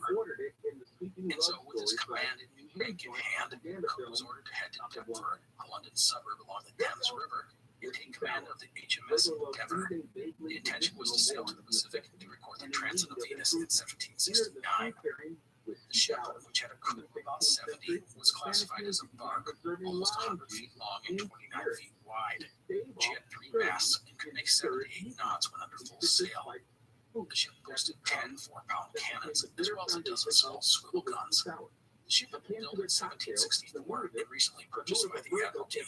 She was sturdy and had a broad, flat bow, square stern, and box-like body. The hull was built from white oak, the keel and stern post from elm. The masts were from pine and fir. The flat-bottomed design meant she could easily move through shallow waters and even be beached for loading and unloading cargo or basic repairs. Locally, the ship would be known as the Whitby Cat. And if you recall earlier in this episode, Cook had spent years working on art ships called cats, and the Endeavor was selected that design, so Cook was commanding a ship whose qualities he knew intimately. As a note, the Scottish explorer Alexander Dalrymple never forgave Cook for getting the job commanding the Pacific expedition. For years, he would disparage Cook and his work whenever he got the chance. Anyhow, Cook ordered the Endeavor to oversee the refit of the ship. In addition to the crew, there would be some Marines plus a contingent of civilians, led by Joseph Banks, mostly dealing with the scientific element of the expedition. But we will speak about all of that next time. I do want to talk about Cook for a moment before we wrap up. He was 39 years old and was a veteran who demonstrated the ability to lead men in difficult situations, and he showed dedication and perseverance. It gave him gravitas and respect. I think he was, at this time, a very steady, respected, and even presence with an understanding of the big picture, and thus he was a very good choice to lead the Pacific expedition. I think today's episode brought out some important things about Cook going forward. First, he will be obsessive about the diet of his men under his command. He had seen how scurvy could decimate a ship's contingent, and he was determined to avoid the fate on his expedition. Second, Cook had seen how problematic drinking was in the Royal Navy, and he will work hard to curb its negative influences. Third, Cook had developed into a fair but stern commanding officer. It is something that will mostly endear to his men going forward. And fourth, I don't think we can underestimate how ambitious James Cook was. He dreamed of sailing to the corners of the world. In fact, after returning from Newfoundland, Cook said he intended to go farther than any man has been before me, but as far as I think it is possible for a man to go. End quote. It also means that Cook will do no pushover when anyone tries to encroach on his authority as captain of the Endeavor. And with that, I want to finish by discussing Cook's full mission. He had 3 objectives. First, he was to go to the recently discovered island of Tahiti to make the transit observations. This was the public explanation of the Enterprise. But Cook had 2 other objectives, both labeled as secret. After completing the transit observations, Cook was to proceed south and investigate the existence of Terra Australis, the southern continent people said existed, but no one had actually seen. As we've talked about in other episodes, Terra Australis, which means southern land, was a hypothetical continent that had been speculated about for nearly 2,000 years. Some people said a southern continent was necessary to balance all the land masses in the north. The aforementioned Alexander Dalrymple was a big proponent of the existence of Terra Australis, same as many as 50 million people could be living there. Such a place would offer incredible opportunities. After that, Cook was to head to New Zealand and explore those islands. New Zealand had been visited by Abel Tasman over 100 years earlier, but surprisingly, no one had returned. In fact, most of the places explored by Tasman, including Tasmania, New Zealand, and the South Pacific Islands he came across, had not been visited by Europeans since these initial encounters in the 1640s. After New Zealand, Cook was to find his way home in a way he felt best for the ship. As a note, there was no mention of exploring New Holland, aka Australia, whose eastern coast was thus far unreached by Europeans. And there was no mention of circumnavigating the globe, but the idea was almost certainly discussed by Cook's bosses. I also want to mention that the South Pacific region was, at this time, really coming into the spotlight of several world powers, so any sort of expedition to this area would go a long way toward England staking a claim to any valuable lands that Cook might discover. It was all part of the great game of politics played by the powers of the day. And so that is where we will leave things for today. Cook was at Deptford, personally overseeing the refitting of the Endeavor. Time was short, as the transit of Venus was only a year away. In addition to readying the ship, Cook needed to get his officers and crew together and obtain provisions and supplies. Also, the civilian side of the expedition had to come together as well. Next time, we will get the Endeavor ready to sail and take off on what will be one of the greatest voyages of exploration in history. Thank you so much for joining us on the podcast. I hope you are doing well. Thank you for listening. I will see you next time. The Explorers podcast is part of the Airwave Media Network. Go to airwavemedia.com to find other fun and interesting and exciting shows, such as The Labors of Hercule and Kick-Ass News. Hey, it's Otis Gray. Do you have trouble falling asleep? Well, you should check out this podcast called Sleep People. It's where I read old classics and help you fall asleep. Sometimes it's the worst of times, the age, and that's it. So get tucked in, hop up beside your pillow, and take a one-way trip down to Sleepy Town. Unless you're driving, then please don't listen to sleep. New episodes go out every Sunday, so you can get refreshed free. Subscribe to Sleepy wherever you get your podcasts. Sweet dreams. Workers have begun removing the Prepare fence to at Echo enter Park an that immersive was world installed of following the tragedies, removal of a large homeless hauntings, camp. legends, folklore. Southern Gothic is a podcast that will take you deep into the dark history and haunted lore, the American South, exploring some of the region's most infamous tales. From the swamps of Louisiana to the shores of the Carolinas, isolated communities of Appalachia, and the bloody battlefields and earliest settlements of Virginia. This is where ghost stories come alive, grim secrets are exposed, and mysteries. Well, you need to listen and find out. Join us now at SouthernGothicMedia.com, wherever you get your podcasts. Or if the commission decides they're making a special profit. Supporters of the bill will hold refiners, say it will hold You're refiners listening to an accountable for Airwave gas Media prices. podcast. Opponents argue prices are higher Make in your next trip California the best one because yet of the with state's Virgin policy to Voyages. They limit have gas hundreds of production. destinations and longer overnight stays, so you can really immerse yourself in the culture of wherever you're visiting. And the ship itself comes with all the luxury and exhilaration you could want, including eateries with menus designed by Michelin-star chefs, fun entertainment, and fitness classes like sunrise yoga and outdoor boxing. And the best part, it's all exclusively for adults. Virgin Voyages. Now we're voyaging. Book your trip today at virginvoyages.com. Keep your car in perfect rhythm. K after K after K. With Toyota genuine service, the feeling never fades. Oh, what feeling? Toyota. 28-year-old former student. Nashville police John says the police reported a shooter in his Hampshire this morning, killed by two suspects. Welcome to the Explorers podcast. Today's part of our series on English explorer James Cook. In this episode, we are going to begin Cook's first voyage of exploration. We're taking to the South Pacific and eventually around the world. You can see a map of Cook's route on our website, explorerspodcast.com. Before we start, I want to talk about our North source Korea has material. fired two ballistic All of missiles Cook's into the voyages Sea of include Japan as the detailed U.S. and journal. South Korea Some of continue the to other hold men on joint this ship military kept journals exercises. as well, including naturalist Joseph Banks. says the launch These are today all reliable is the sources seventh for missile scholars test and this month, myself. according to South Korean All this officials. material is, Friday, however, Korea not without simulated issues. cruise missile For nuclear Cook's warhead first explosion. voyage, the initial And 2 days publication earlier, of his journal was Korea also combined with launched those from 4 Banks cruise and missiles. others. South Korea's Essentially, joint all the chiefs information was says given to the one 2 man, Korean John Hawksworth, missiles who wrote today the were fired from narrative. a This western did not throw inland Cook area and led south to an of the uneven capital city publication. of Pyongyang. There were other Which books is about published about 230 Cook's miles. life, but it wasn't until 1955 that Cook's full journals were actually published by New Zealand historian John Fans are not Beagle. taking off their bad experience with Ticketmaster Volumes while trying to consist ticket of for more than her 3,300 Eras pages. tour.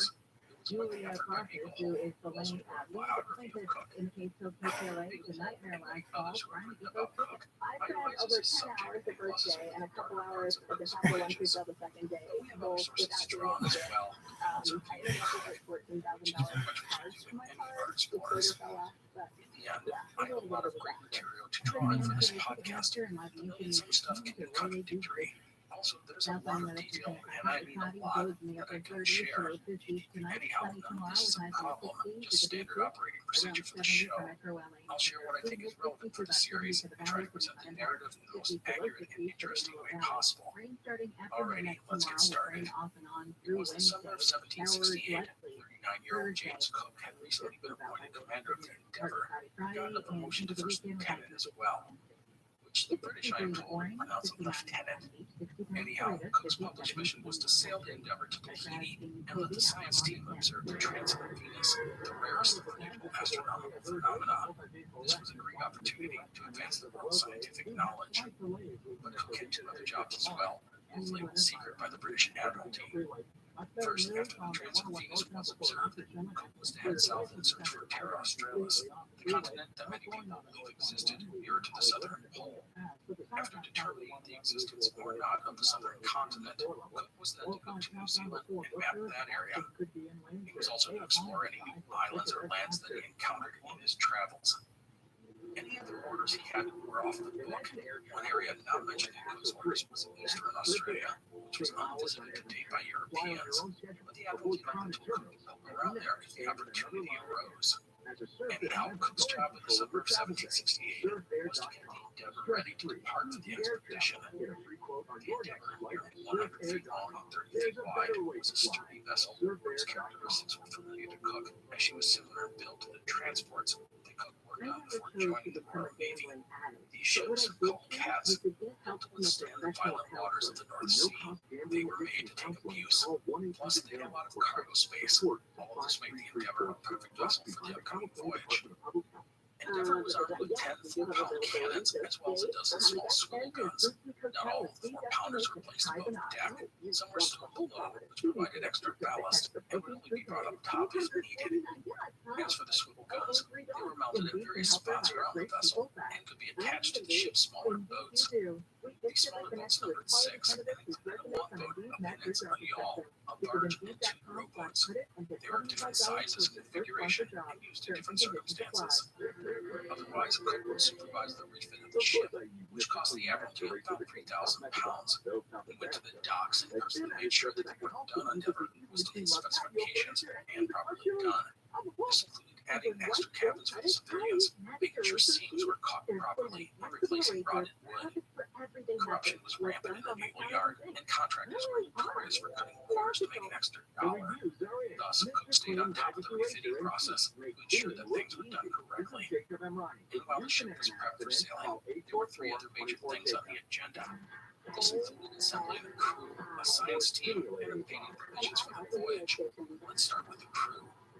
The crew comprised of 73 sailors and 12 Marines. Cook and most of the crew did not care for the Marines. They were seen as sullen bullies who sat around waiting while others did the work. But Cook understood why they were essential to the ship's complement. If shooting happened, it was those guys who would be in the front ranks. The Endeavour's second in command was 38-year-old Lieutenant John Gore, a 16-year naval veteran born in America. Gore had already circumnavigated the globe twice. Between 1764 and 1766, he had circled the world aboard the HMS Dolphin under Commodore John Byron. His second circumnavigation, also done on the Dolphin, was under Samuel Wallis, who just returned a few months earlier. It was Wallis's expedition that had been the first European ship to reach Tahiti, called King George's Island by the British. Wallis drew points of the island, convinced the Admiralty it was the perfect place for Cook to go to record the transit of Venus.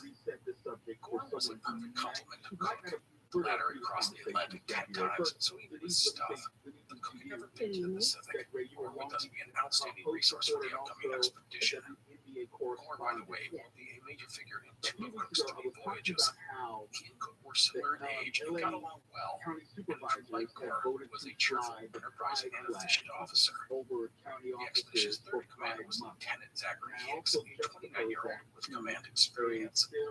Some other men are known include Robert Mulleneux, the ship's master, who had circumnavigated the globe with Wallis and was considered good at his job, but he liked to drink, and thus Cook did not completely trust the man. Another person I'll mention is Seaman Isaac Smith. Just 16 years old, Smith was the nephew of Cook's wife, Elizabeth. Smith was also an apprentice surveyor. Perhaps ironically, one man that Cook objected to being assigned to Cook was the cook, Don Thompson. Thompson only had one hand, and Cook thought he would be a liability. Cook's request for a replacement was denied, and Thompson would have no problem performing his assigned duties. There were many other men on the Endeavor, but I'll wait to introduce them until they arise in our narrative. The Northern crew was a tough lot, but on the whole, good by Royal Navy standards. The reason for this was that England was at peace and men were eager for steady work. A 2-year expedition to the Pacific promised that. In a dinner to the men from the Dolphin, who just got back from Tahiti, telling tales of the local taverns about an exotic land filled with beautiful women who wore hardly any clothing, and who were eager to make love with even the most wretched-looking sailor at the drop of a hat. And so that's a bit about the crew of Endeavor. Next, let's talk about the civilian contingent. These men were known as superluminaries, led by 25-year-old Joseph Banks, a naturalist and botanist. Banks, who was rich, was essentially funding most of the scientific part of the expedition, reportedly to the tune of 10,000 pounds. He also brought with him 4 of his servants and some hunting dogs, a pair of greyhounds. Banks was a fascinating man.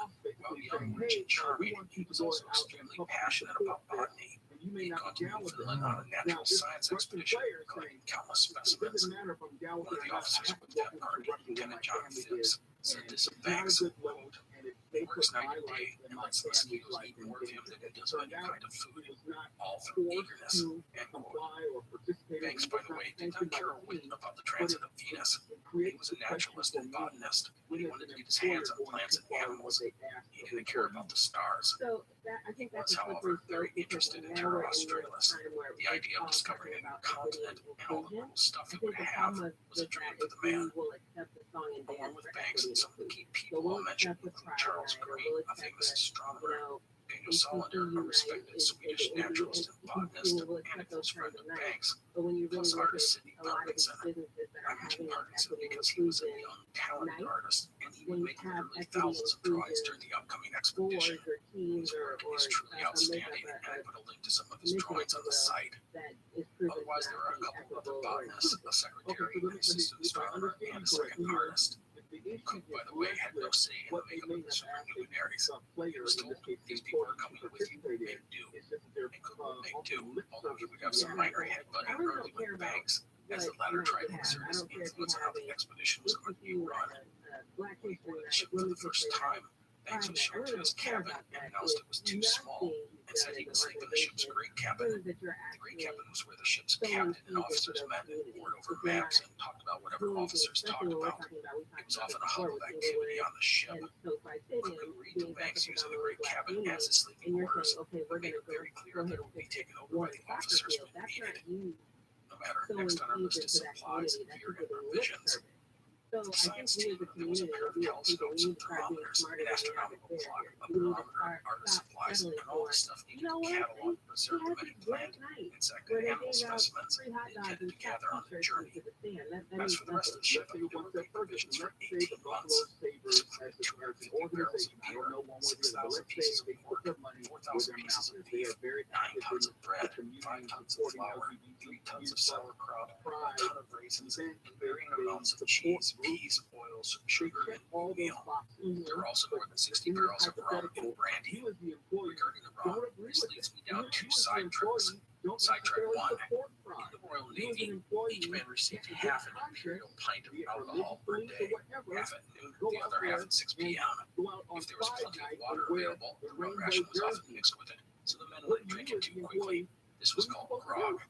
This also prevented the sailors from saving up their ration for several days and then drinking it all at once and getting blackout drunk. As a note, an imperial pint consists of 20 ounces of liquid. If you walk into a bar and order whiskey or vodka straight up or on the rocks, a bartender will pour you 2 ounces of their booze of choice. That means these sailors were getting 5 drinks per day, and the alcohol was usually very strong. And they were hardly warm. There were double rations for special days and celebrations, and men would find ways to steal extra or make swaps with their fellow sailors. And thus, you can see why there was a drinking problem in the Navy. Anyhow, that leads me down sidetrack number 2. The rum that the sailors received was supposed to be at least 94 proof, meaning more than 50% alcohol. Sailors, to test their rum, would mix a little gunpowder with the alcohol and try and light it. When it flared up, it proved it wasn't watered down, but if it just smoked a bit and went out, it meant the rum was less than 50% alcohol. Bottom line, don't mess with the crew's rum ration. Sidetrack number 2, done. In addition to all the provisions and gear, the ship was crowded with animals, animals to be slaughtered along the way to provide the crew fresh meat. But there were cats to catch the rats, hens for eggs, and even pet monkeys. Also, there was a goat specifically for the officers, which provided them milk for their journey. And that brings us down another sidetrack. This goat had been with Samuel Wallace when he had circumnavigated the world, providing milk for Wallace and his officers. Well, the goat was so good at her job, Cook brought her on his expedition, and thus she ended up circumnavigating the world a second time. Amazingly, the nanny goat continued to produce milk throughout her 2 voyages. The goat's name is not known, and she is often called the traveled goat. Sidetrack done. So with all the personnel, gear, provisions, and updates to the ship, wrapping up, it was time to set sail. Cook's orders were to go to Tahiti to view the transit of Venus. As noted, Samuel Wallace had just returned to England in May in 1768, and after his reports, the Royal Society determined the island was a perfect place to record the transit. The plan was to sail from England to the Portuguese island Madeira, which is west of Morocco. From there, they would go to Rio de Janeiro in South America, and then head down the continent's eastern coast. After that, the ship would go around Cape Horn and into the Pacific, and then west to Tahiti. On August 7, 1768, Cook said goodbye to his pregnant wife and headed to Plymouth with Endeavour. There, more supplies were loaded, vital repairs done, and the crew and civilians gathered for their departure. By the way, Cook's wife would give birth to a son, Joseph, 3 weeks later. However, the boy would only live a few weeks. On August 19th, the Endeavour was ready to put to sea, so Cook gathered his crew and read out loud the 36 clauses in the Articles of War, which detailed such things as punishment, responsibilities, and pay. Now, bad weather would delay the ship's departure for a week, but on August 26, 1768, the Endeavour, with 94 souls on board, would put to sea. Little did they know that they were setting out on one of the greatest voyages of discovery in history. This episode is sponsored by State Farm. Buying insurance can be complicated, and you might have a lot of questions, like, what if my policy doesn't cover that? Or, what if I need to make a claim in the middle of the night? Good news, State Farm is there for all your what-ifs. You can reach them 24/7, talk through any questions with your agent, and you can even file a claim on the State Farm mobile app. Like a good neighbor, State Farm is there. Call or go to statefarm.com to get a quote today. Dude, you finished recording? Yeah, I was drinking Action water and got so hydrated it just kind of flowed out of me. Wow, all the instruments? The whole album? A double album, but I still gotta get the tin whistle down. Get seriously hydrated. Take action. Refreshing, ion-charged alkaline water with no sodium added and with electrolytes for taste. Visit drinkaction.com to discover which of your favorite retailers carry Action alkaline water. The voyage from England to Madeira was relatively uneventful. The weather was not good, but the winds were favorable, and Endeavour made 1,400 miles, or 2,250 kilometers, in just 17 days. Many of the civilians struggled to get their sea legs and spent the first couple of weeks in their cabins fighting seasickness. But by the time the ship reached Madeira, everyone was acclimated to life at sea. On Madeira, Portuguese officials welcomed Cook and his men. The ship took on more supplies, including beef and chickens, 3,000 gallons of wine, 2,000 pounds of onions, 10 tons of fresh water, and even a live steer, which was to be slaughtered later for fresh beef. Madeira also offered the scientific team a chance to do their thing. Banks and the other botanists, as well as the artists, and a field day drawing and collecting more than 700 specimens. It is a sign of things to come, and I can't stress enough that Cook's voyage, for all its amazing geographic discoveries and feats, also turned out to be one of the greatest voyages in the annals of natural science. Banks and his team would bring home tens of thousands of plant, animal, and insect specimens, and the artists will produce thousands of amazing drawings of the people, places, flora, fauna, and animals on their journey. Anyhow, at Madeira, the Endeavour would have her sails and rigging repaired, and her hull was caulked and repainted. The ship would also suffer its first casualty when Alex Weir, the ship's quartermaster, drowned after getting tangled up with a rope and an anchor of one of the small boats. The Endeavour departed Madeira on September 19th, heading southwest from Brazil, with a long ocean voyage ahead of them. A couple of notes. First, Cook would be very particular about the cleanliness of the ship. He had the men work hard and often to keep the Endeavour as clean as possible. Part of this was to keep the men busy, but Cook also understood that a clean ship would mean healthier men and a vessel with fewer problems in the long run. Wow. Second item was diet. Cook was incredibly strict about the diet of the crew, as well as the officers. He was determined to avoid things such as scurvy, aka a lack of vitamin C. To this end, he believed a variety of foods was important, as well as certain kinds. Cook brought along a lot of sauerkraut, as it was thought to help fight scurvy, and he was right, as it was high in vitamin C. Another thing he insisted on was fresh meat, not just the salted stuff. And again, Cook was right. Fresh meat often has small amounts of vitamin C, not a lot, but enough for a person to not get scurvy. It's how people like the Inuit can survive in the extreme north, where there are no grains or produce available for half the year. Fresh meat gives them the vitamin C they need to stay healthy. As a note, foods that help fight scurvy are called anti-scorbutic. Fresh fruit is the best anti-scorbutic, but fruit didn't last long on a ship during this era. The problem with this diet was that many sailors were stubborn and set in their ways, and they thought food such as sauerkraut was revolting, which I agree with, but that's beside the point. Anyhow, Cook ordered the men, this included the officers and crew, to eat all the foods issued, but some refused. But Cook wasn't messing around. He expected orders to be followed. The result was a public flogging, and several men were charged with mutiny for refusing to follow orders. They were given a dozen lashes for their obstinance. This was really the only punishment that Cook could use. He couldn't really lock up the men. They were needed to help run the ship, so a painful lashing with the cat was the answer. The cat, by the way, is the cat of 9 tails. These were 9 separate road deals. Thus, one swing of the cat got you 9 smacks. It was not fun. The only other penalty Cook could impose on someone was the death penalty, but that was for murder or mutiny. Anyhow, the voyage across the Atlantic was relatively uneventful.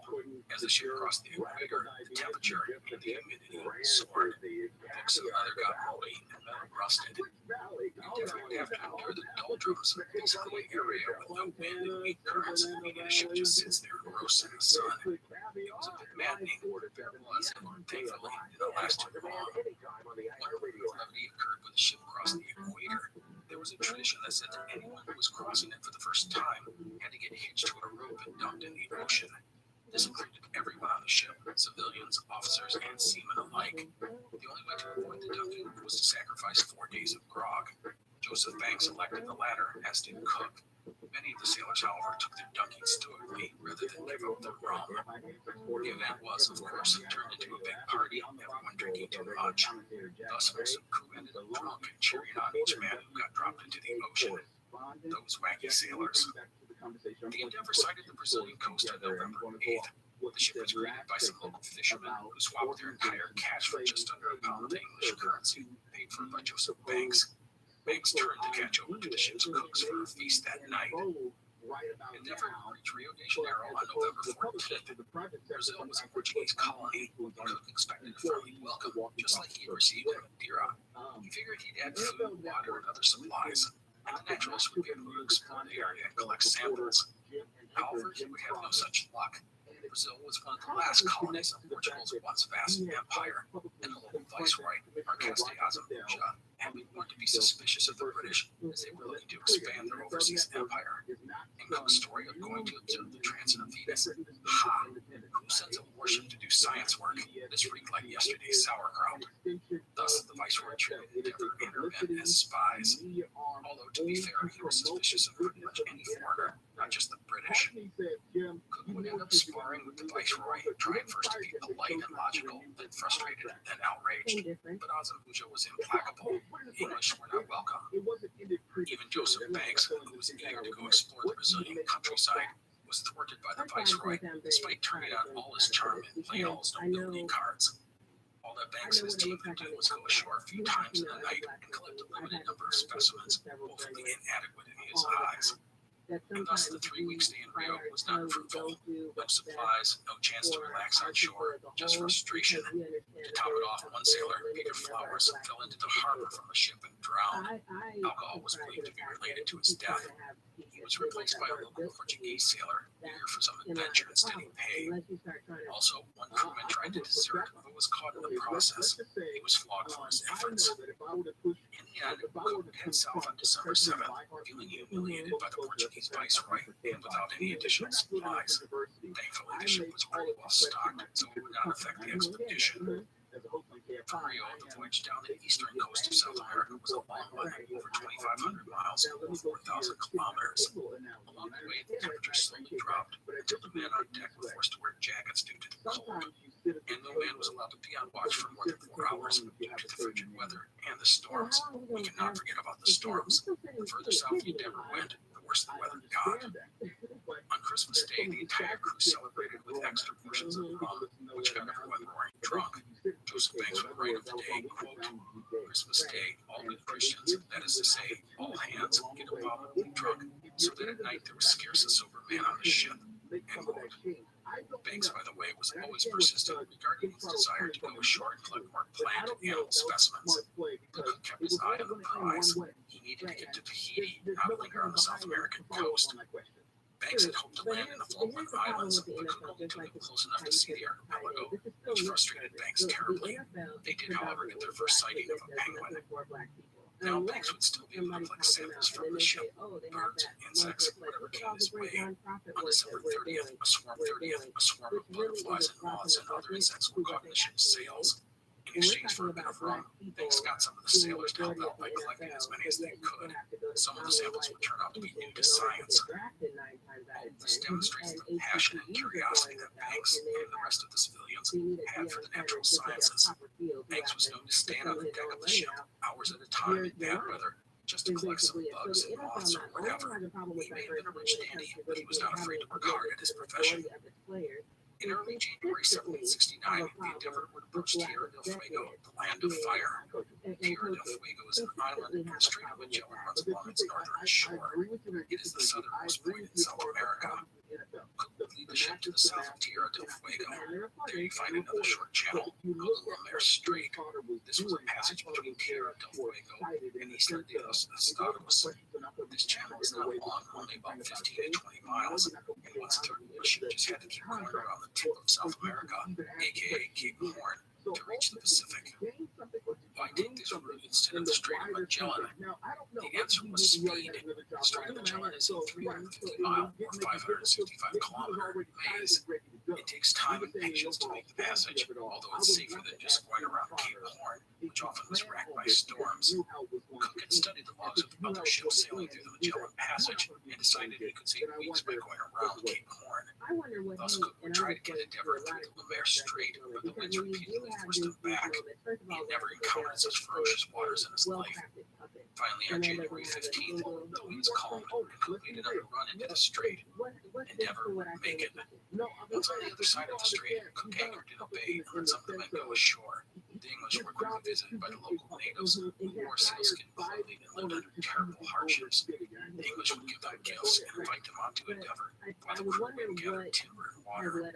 From this and future encounters, Cook would give some of the best and most detailed descriptions of the natives of Tierra del Fuego from the time period. Cook would call this place the Bay of Success, but he was wrong to apply that moniker. And that's because Joseph Banks would end up meeting a group of civilians ashore along with 2 sailors, eager to find new plants and animals. The team quickly collected more than 100 specimens, and then, with the crew busy, Banks decided to head inland for more samples. He sent Cook a message saying he'd be back by dinner. Amongst Banks' group was a couple of the scientific team, plus 2 of his servants and his 2 dogs. When they departed, the skies were clear, but soon Banks and his group found themselves in a tangle of trees and brush and mire and bogs, and then the clouds moved in, the temperatures dropped, and in short order, snow began to fall. Alexander Buchan, one of the expedition's artists, would have an epileptic fit, but Banks would push on, set on collecting more specimens, leaving Buchan with his 2 servants, Don Richmond and George Darlton. Banks would give the men some rum to keep them warm. The result was a disaster. The 2 servants would get drunk and ended up passing out in the freezing cold, and in the night it got even colder. In the end, Richmond and Darlton would freeze to death. Buchan would survive, as well as the rest of the group. Daniel Solander, Banks' friend and fellow botanist, would almost die after collapsing in the cold, but Banks would manage to get him up and keep him moving. All the survivors were in bad shape by morning. For Banks, this was a disaster. In a lot of ways, he approached the expedition as the clear leader, even more so than Cook.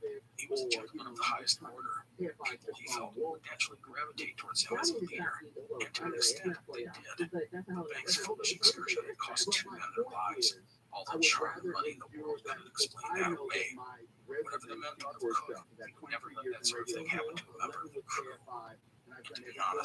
rank and respect banks thought it was due, had been wavering as the shipment moved further and further away from the civilized world of England. Items and money meant less and less as you ventured into the unknown. In some ways, this helped solidify the relationship between banks and Cook. No more would banks push or prod or try to exert his influence in a way that put himself above Cook. Instead, he could just focus on being who he was, which was good for all parties. Cook became more integrated with the civilians after this, attending their meetings and talking shop with them over dinner. He ended up enjoying and finding an interest in what they were doing. While not a scientist, he was well versed in many subjects, including mathematics and astronomy. Endeavour would sail from the Bay of Success on January 21st and enter the Pacific the next day. Cook made good time thanks to favorable winds and calm seas. Now to this point, Cook had pretty much been focused on Tahiti, but he felt that he had some time to play with, and thus instead of heading directly west, he gave orders to go south. Cook knew that he was probably at the furthest southern point he would ever attain on this voyage. Plus, the weather was uncharacteristically good, so why not go south? Perhaps they would find some proof of Terra Australis. It was, after all, part of his mission. Also, Cook looked at the reports of other mariners and felt that by going south at this point, he could catch better currents toward the South Seas. The currents along the western coast of South America tended to sweep you directly north, while Cook wanted to go northwest. And so Endeavour would venture south for 5 days, and they would find nothing, just a lot of cold. To be honest, Cook doubted the existence of Terra Australis, but this only reinforced his opinion. Endeavour would turn about and set sail to the northwest, the destination, Tahiti, a journey of 5,000 miles or 8,000 kilometers. As a note, Cook had gotten to within 350 miles or 560 kilometers of Antarctica. Due to good weather and favorable winds, the Endeavour made excellent time across the Pacific, going as fast as 7 knots on a regular basis. Also, the temperature rose. By March, it was above 70 degrees Fahrenheit or 21 degrees Celsius. As the ship moved onward, the crew grew more anxious. Remember, there were men on the ship who had been to Tahiti, and they had, ad nauseam, told tales of the beauty of the women and their willingness to grant sexual favors for a simple nail or two. Thus, the men waited on edge to get to this paradise they had been told about. Now, I do want to mention one incident that required the expedition to took place during the Pacific crossing. I talked briefly about the Royal Marines. These were tough men who often contemptuous of everyone else and not afraid to show it. Well, amongst the Marine contingent was a youngster named William Greenslade. How Greenslade had become a Marine, I don't know, but it didn't fit the mold. He was sensitive and quiet, and thus he was preyed on and bullied relentlessly by his fellow soldiers. Anyhow, Greenslade just didn't fit in, and thus he was friendless. Even others on the ship, including Joseph Banks, had seen how horribly he was being treated. And then, one night, after a particularly cruel incident, Greenslade went to the edge of the ship and jumped overboard. The Marine commander, Sergeant John Edgecombe, didn't report his man missing until a half an hour later. Some have said that Edgecombe had seen Greenslade jump, but had waited to report it to ensure the ship wouldn't stop to search for him. If that's true, I don't know. No one had realized how badly Greenslade had been tormented by his fellow Marines. Banks had said the boy had been driven mad by his comrades, but he never thought Greenslade was suicidal. Edgecombe didn't appear to care about his fellow soldiers' death. It was likely his way of weeding out the weak elements of his unit. As for Cook, he was horrified. He respected Sergeant Edgecombe, but such behavior was a terrible thing in his eyes. However, he made little about the incident, since no one, especially the Marines, had anything to say about the matter. It is a reminder that life in an 18th century sailing ship was often a terrible drama, but that was to be expected when you cram 90-some-odd men into a small space and expect them to live with one another for months on end. No matter, the Endeavour pushed west towards Tahiti. We should note that finding the island was not going to be that simple. Tahiti is only 33 by 16 miles in size, or 53 by 25 kilometers. Samuel Wallace's expedition had recorded the longitude and latitude of the island, but to be honest, they weren't that accurate. Latitude, which is the north-south location of a point, is relatively easy to calculate. You need a correct date and some easy-to-obtain astronomical measurements. From that, you can calculate your latitude. It's pretty simple and accurate. The longitude, the east-west point, is far more difficult. The critical thing you need is accurate time. And the clocks of Cook's age were just not that good. You could try, but it was dicey at best. Cook was aided by using lunar observations and having some skilled astronomers on board, but it was not perfect. he would be forced to change course several times during his Pacific voyage. As March came to a close, there were signs of land, including birds. And then on April 4th of 1769, Peter Briscoe, one of Joseph Banks' servants, let out a shout, "Land, first to be seen in 66 days." Briscoe would get a bottle of rum as a reward for being the first to sight land. Now, this was not Tahiti, but Endeavour was getting close. Soon there were more islands, some with people, some with not. Cook resisted the urge to land, entirely focused on reaching Tahiti and getting prepared for the transit of Venus. And then on April 11th, from a distance, two volcanic mountains were sighted. Tahiti had been found. The next day, Endeavour would sail into Matavai Bay on the north coast of Tahiti. It was the same spot Wallace had been to 2 years earlier. Tahiti, which was called King George's Island by the English, was everything the men of Endeavour had dreamed it would be. Along with the mountains, which were as high as 7,300 feet or 2,200 meters, there were crystal clear waters, black volcanic sand beaches, and lush green swaths of land. And there were people, including beautiful women, many with hardly any clothing on. Two men, many of whom had not been near a woman in 7 months. This was paradise. Cook had prepared for this moment, having been warned by John Gore and the others that the women were beautiful and, quote, free with their favors, end quote. I do like how they just can't come out and say sex. Anyhow, Cook quickly gathered his men on deck and laid down the law. The men were to be fair when trading and interacting with the natives. They were to cultivate friendships and treat the people humanely and refrain from provoking them. They were also cautioned not to give away things too freely, as it would debase the value of the expedition's trade goods. Cook also warned the men that there would be harsh penalties for anyone trading away ships' stores or gear, or for stealing any of the ship's trade goods. To the men, this message was awesome, because the thing they feared most was being confined to the ship, like they had been in Rio. And so Endeavour entered Matavai Bay as canoes, some intricately decorated, swarmed out to the ship to greet the newcomers. Cook said these people were polite and civil and happy to see the British. They brought out coconuts, breadfruit, fish, and even apples. The men treated them nails, buttons, and beads. Artist Sidney Parkinson would say, quote, "The people in the canoes were of a pale, tawny complexion and had long black hair. They seemed to be very good-natured and not of a covetous disposition." As for Cook, he would have to strike up new relations with the native people and then go about building an observatory so the details of the transit of Venus would be recorded by the scientists. The British had more than 6 weeks to get everything ready, but that story will be for next time. For now, we can be content knowing that Cook had gotten Endeavour to Tahiti in good shape and with plenty of time to prepare. The islanders were happy to welcome the British, and the men of Endeavour were happy to see the Tahitians. Next time, we will cover Cook's time in Tahiti, including the transit of Venus, plus his explorations of the neighboring islands. We will then get him going on his search for the legendary continent of Terra Australis. That is it for today. I hope you enjoyed this episode. Please join us next time as we continue the story of the legendary James Cook. Thank you for listening. The Experience Podcast is part of the Airwave Media Network. Go to airwavemedia.com to find other shows, including Legends of the West and Monster Dog. Hey, it's Otis Gray. Do you have trouble falling asleep? Well, you should check out this podcast called Sleepy. It's where I read old classics and help you fall asleep. Sometimes there's the worst of times. There's the ager. And that's it. So get tucked in. Fluff up the cool side of your pillow. Take a one-way train down to sleepy time. Unless you're driving, then please don't listen to sleep. New episodes go out every Sunday, so you can get refreshed from your evening. Subscribe to Sleepy wherever you get your podcasts. Sweet dreams. Hi, I'm Neil. And I'm Ted. And we're from the Triviality Podcast, a pub trivia-style game show where a lack of seriousness meets a little bit of knowledge. Join us each week for an hour-long game of general knowledge trivia featuring special guests from around the world, plus tons of extra themed episodes. If you want to improve your trivia game, or you just want to scream at us in your car when you get easy questions wrong, then we're the show for you. Find Triviality on all your favorite podcast apps. But you know that because you're already listening to a podcast. You're listening to an Airwave Media Podcast. Keep your car in a perfect rhythm. K after K after K. With Toyota Genuine Service, the feeling never fades. Oh, what feeling, Toyota. This episode is brought to you by Bill.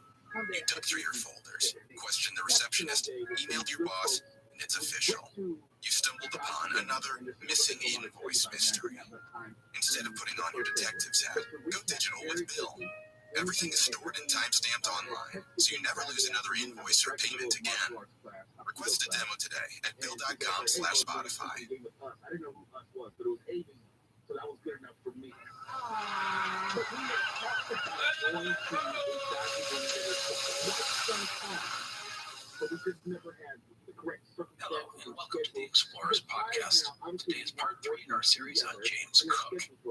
Just a reminder to check out explorerspodcast.com if you want to see maps of Cook's voyages. Otherwise, one note for this episode. Today's show is going to focus around Tahiti. When dealing with the Tahitian people, Cook and his team often used a mix of native names plus names placed on the locals by the British, oftentimes because a person's name was difficult to pronounce, or because they wrote out an English pronunciation of the person's name and just butchered it in the process. This means a person or place often has multiple names or spellings. It can be confusing, especially when reading through all the source materials. Know that I will try and use the local names, but if you read books about Cook or his journals, you'll find all sorts of alternatives. It just goes with the territory. Know that I will try to be as consistent as possible throughout the narrative. That is it for notes. Let's get on with the show. We left Cook and the Endeavour arriving in Tahiti on April 12, 1769. The ship had sailed into Matavai Bay, where they were greeted by thousands. Today, we are to cover Cook's time in Tahiti, including the observation of the transit of Venus and his exploration of the surrounding islands. We will then take him on his search for Terra Australis. So Cook and the Endeavour reached Tahiti in good order. A few men had been lost due to accidents, but that was typical for a long ocean voyage. The good news, no one had caught scurvy. A big reason for this was Cook's strict rules about cleanliness on the ship and the crew's diet.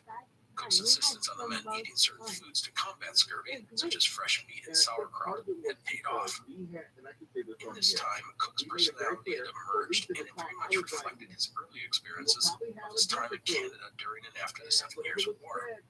Cook was sober, orderly, and meticulous. He prided himself in having good common sense. His ship and crew were a reflection of this. Things were well run, strict, but fair.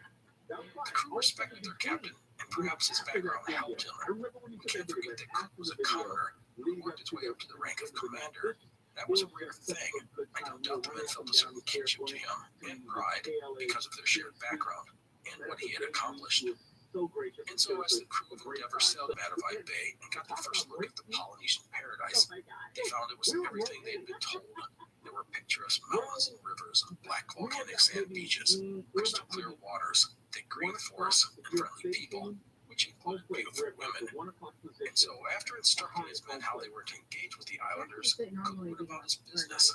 He had to build an observatory so the science guys could record the transit of Venus, which we talked about in our first episode. For this, he needed the cooperation of the indigenous people. For Cook, this meant his first task was figuring out who was the boss, something not always apparent among the Tahitians. Tahiti was not ruled by a single person, but by a variety of tribes, and warfare amongst them was not uncommon. It is estimated that Tahiti was home to around 35,000 people when Cook arrived, meaning it was a vibrant, complex, and active society. And thus, from day one, Cook took the time to ingratiate himself with the local rulers. By keeping the island's leaders friendly to the British, it guaranteed them food and water, and at the same time, it helped keep the populace friendly as well. If something egregious happened, say the theft of an important item, Cook would count on the local leaders to get that item back. It was a much better policy than using threats and violence, although such things were always an option. In a nutshell, Cook needed friends and allies he could trust. And I should note that this policy, he felt, would help the British beyond the current mission. When he saw Tahiti, he immediately envisioned it as a base for the Royal Navy. Now for Cook, that did not mean colonizing, aka bringing over farmers and so forth. No, Cook was not a big fan of colonization. He knew what that meant for the locals. He saw potential for a partnership benefiting all parties. Another thing I'll mention is that the islanders had experience dealing with the Europeans.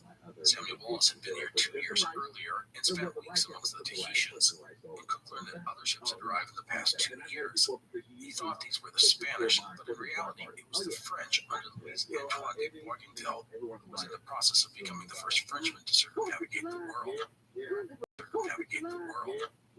As a result, what the natives did, at least to some degree, understand the capabilities of the British. They knew what they could offer in trade and how to conduct such dealings. Anyhow, Cook would go about dealing with the local chiefs. The initial encounters often revolved involving elaborate ceremonies. This included one man named Taha, who the British called Hercules. Taha was one of the more important local leaders, and Cook took special care to keep the man happy. Another chief was named Oha, who was one of the first to be entertained by Cook. Oha was an old man, and he had made the man happy. Another chief was named Oha, who was one of the first to be entertained by Cook. Oha was an old man, and he had been brought on Endeavor and given gifts and treated with great respect. He would respond by sending Cook a hog and fruit. Another of the more colorful leaders was a man named Lycurgus, who brought his entire household with him to meet the English. This was a common thing. Chiefs come to Matavai Bay to meet the newcomers, and thus set the stage for trade between both parties. Lycurgus took to mimicking the British, how they shook hands and bowed, how they ate, and he loved to row out to the Endeavor in his nice boat and dine with the British officers and gentlemen, copying how they used their cutlery and dishes. Anyhow, Cook went about playing diplomatic games with the locals, all the while never losing sight of the mission. The transit of Venus was scheduled to occur on June 3rd, and he needed to build an observatory. To that end, he selected a place on the northeastern tip of Matavai Bay, right next to a small river flowing into the sea. And Cook wanted to just build an observatory, but offered as well. This location is, to this day, called Point Venus. Regarding the location, I have read that Cook worked with the locals to make sure it was all right to build the structure at Point Venus, but other sources say he just picked the spot and started to build. Seeing how Cook operated, it would seem odd that he would make such a decision without working with the natives. The matter Cook marked off the outline, and then he insisted that no one was to cross the lines of the fort, and even posted some Marines to demonstrate how serious he was. Everyone was good with it, or so it seemed. Not long after Cook parted the site, one of the islanders crossed the do not cross line, grabbed a musket from one of the soldiers, and ran off. The other Marines fired at the man, killing him and scattering the people who had been milling about. Cook was furious. The last thing he needed was war breaking out between the British and the Tahitians. The men all knew that thieving was a potential issue and had been warned not to overreact to such incidents. It was easier to negotiate with the natives to get backs to one items. Artist Sidney Parkinson, who was known to be a gentle and sensitive man, was equally dismayed by the turn of events, saying, quote, "What a pity that such brutality should be exercised by civilized people upon unarmed, ignorant Indians," end quote. Cook would work quickly to mend fences with the islanders. He gathered a large group and explained, using sign language, that the man was shot for taking a musket, and he stressed that he wanted to be friends. It would, in the end, mollify the Tahitians, and relations gradually returned to normal. It was not exactly a great start to Cook's venture in Tahiti, but it was going to get worse. Alice Buchan, one of the expedition's artists, suffered an epileptic seizure later that day and fell unconscious. He died a short time later. Unsure of how the natives would react to the British burying a man on their island, Cook elected to bury Buchan's body at sea. This was a good bit of insight on Cook's part, as he didn't want to unwittingly offend the islanders. Despite the difficult start, Cook and his crew quickly began to work on the observatory and fort. He had 50 men felling trees and hauling timber and supplies to Point Venus. Some of the locals even helped out, enjoying being a part of the venture. Cook said he walked the Tahitians to each tree he wanted to cut down and made sure they were okay with it. He didn't want to inadvertently cut down some trees that were important to the islanders, but wise were on his part. Once they said yes, he'd give them some minor gifts as a thank you. The fort of Point Venus was completed on April 22nd. It had 3 high walls with the river on the fourth side. Swivel cannons were mounted on the ramparts.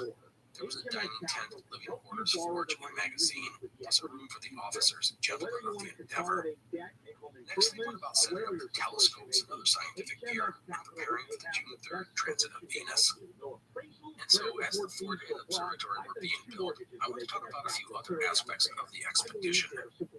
First, regarding the other civilians in the expedition, such as Joseph Banks and Daniel Solander, and the rest of the botanists and artists and naturalists, well, they would spend a good month swarming all over the island collecting plants, animals, and insect specimens. Sidney Parkinson would make thousands of drawings. It was a trove of information, and Banks was thrilled by it all. My second comment is about the relations between the islanders and the British. For the men of Endeavour, the big attraction was sex. And I'll start by saying that the depiction of the island's women as being willing to swap sex for a nail or two is overly simplistic. The islanders' culture was much more complex than what the Europeans saw. They had their own rituals and habits and customs. Yes, for some women, sex was very much a transaction, but for others, it was akin to a relationship. And as time passed, many of the men took what they would call temporary wives for their time on Tahiti. And some of these relationships would become quite serious. By the way, I mentioned that nails were important trade goods in Tahiti, and that is true, as the islanders had figured out how valuable iron was. So getting nails, or any iron, by any means, whether via sex or trade or stealing, was important to the locals. I should note that the interaction with the natives was a constant process, as people were always arriving at Matavai Bay to meet with the British. And for some of these visitors, it would be a reunion of sorts, as they knew some of the crewmen of the Endeavour, as they had been here 2 years earlier. In late April, the British were visited by a neighboring leader, a woman named ootd, who everyone called the Queen of the Island, although she was not actually the Queen of the Island, just an important chief. As I said, there was no single ruler. Anyhow, it was said that Robert Mullineau, the ship's master, had been the lover of Queen ootd on the first visit, and the Queen, who was judged to be about 40 years old, took a liking to naturalist Joseph Banks during this visit. Banks begged off the advances of the woman, citing his fiancée back in England. Although we should note that it didn't stop Banks from carrying on with a long string of young ladies during his time on the island. Regarding these encounters with the natives, artist Sidney Parkinson was critical of the men, just because they were away from England, eagerly pursued their relationships, writing, quote, "Most of our ship's company procured temporary wives amongst the natives, with whom they occasionally cohabitated, and indulgence which even many reputed virtuous Europeans allowed themselves in uncivilized parts of the world with impunity, as if a change of place altered the moral turpitude of fornication." End quote. Anyhow, I do want to note that the relations between the British and the islanders is an important dynamic of our story, but we shouldn't dwell on all the sex stuff too much, even if it is interesting.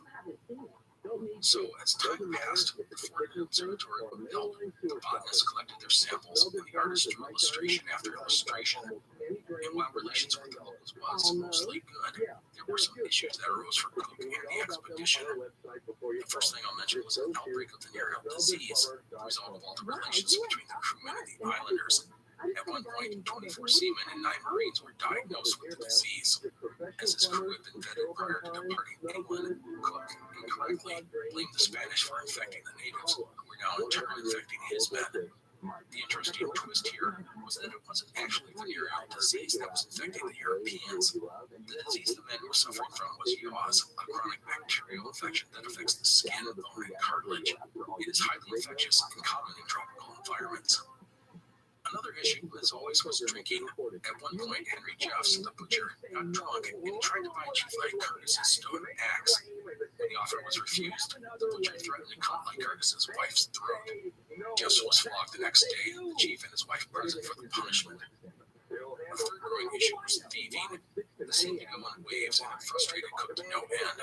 Much of it could be handled, but in early May, there was one robbery that was potentially a disaster, and that was when an astronomical quadrant was stolen. This was critical to the upcoming observations. Cook was furious about the theft, and he seized one of the chiefs as ransom for the instrument's return. The thief was identified, but it turned out he and his friends had taken the quadrant apart. Cook would thus march from house to house with armed men, retrieving each piece. Once all the parts were back in his possession, Cook released his hostage, and his astronomers would manage to reassemble the quadrant in time for the transit of Venus. Many of these problems were the result of both sides getting a bit tired of each other. It's human nature when we start getting on each other's nerves and get frustrated by the eventual misunderstandings that arise from being in close contact for an extended period. Anyhow, towards the end of May, Cook became concerned about the weather. More and more, it had been stormy and cloudy. At one point, it rained for 24 hours straight. Worrying about how the weather would affect the upcoming observation, Cook decided to set up 2 additional observatories. One was on York Island, just west of Tahiti, and the second was on a tiny island where the French had anchored at the previous year. And so the entire team would hold their breath as June 3rd came around. When the men woke that morning, it was perfect. Cook would write it was, quote, as favorable to our purpose as we could wish, end quote. A challenge the men faced that day was the heat. The temperature measured as hot as 119 degrees Fahrenheit or 48 degrees Celsius. As the transit would need to be observed for nearly 6 hours, it would make for a long, long day. So let's talk about the transit of Venus. As I said in our first episode, it's basically Venus passing between the Earth and the Sun. There are 4 stages. The first is when Venus begins to touch the outside rim of the Sun. The second phase is when Venus is completely within the Sun's disk, but still touching the outer rim.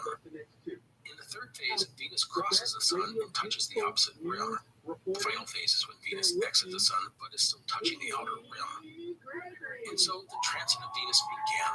The astronomy team was ready, and the weather was good.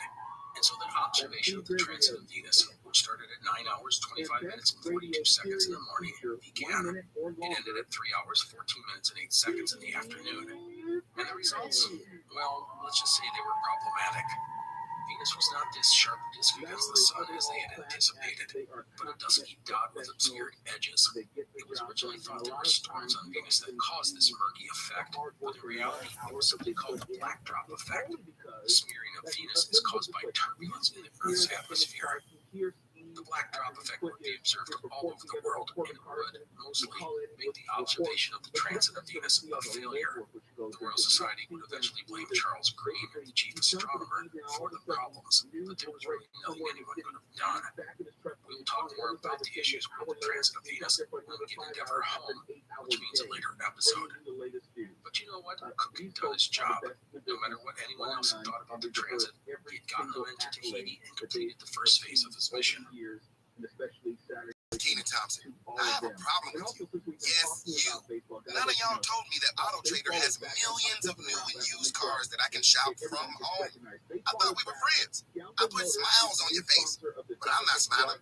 No one told me that with Auto Trader, a dealer can deliver cars to my home, or that I could shop by price on Auto Trader. No one. Consider this friendship that you just learned we had officially over. Finally, it's easy. Auto Trader. A new way to nitro is here. Try the new Starbucks Cinnamon Caramel Cream Nitro Cold Brew. Flavored to perfection with delicious notes of cinnamon and caramel, smooth, creamy cold foam, and velvety nitro cold brew. Order yours on the Starbucks app. Venus was complete. Cook now could turn to the rest of his mission. He had 2 primary objectives: head south to search for Terra Australis and explore New Zealand. But he also had a general poke around and see what you can find directive from the Admiralty. But before all of this, Cook allowed his men to relax and recuperate after all the work they had done to get to this point, and then they began to prepare for the departure from Tahiti. As for Cook, he did some exploring and surveying. On June 26th, he sailed the Pinnace, which is a small boat usually propelled by sail or oars or both, around the island of Tahiti, mapping its coastline and doing some exploring of the interior. For this, Cook brought with him a crew, plus Joseph Banks, as well as an islander named Trapaya. And with that, I want to talk a bit about this man. Trapaya was a kind of priest, originally from the nearby island of Rayati, and had been part of Queen Obadiah's retinue. Trapaya had been forced to flee from his home some years earlier after it had been invaded by warriors from Bora Bora. The man had a vast knowledge of the surrounding islands and peoples, and was a talented artist. He had befriended Samuel Bolus on his voyage 2 years earlier, and he had attached himself to the British at this time, primarily through an association with Joseph Banks. Trapaya would be a translator, navigator, and artist for the expedition. Some of his drawings, by the way, have even survived to this day. Anyhow, Cook and Banks would set off to explore Tahiti, Trapaya as their guide. Surprisingly, Cook didn't take any of the Marines with him. For about a week, the men explored, mapping the coast and putting ashore to meet the island's people. Many of whom had already been to Matavai Bay. This excursion offered some great insight to the island. Cook and Banks got to see firsthand the different peoples and kingdoms, and they saw evidence of the warfare that plagued the island. One time they came to a village and found a board with the jawbones of 15 men fastened to it, a victory trophy of sorts for a local ruler.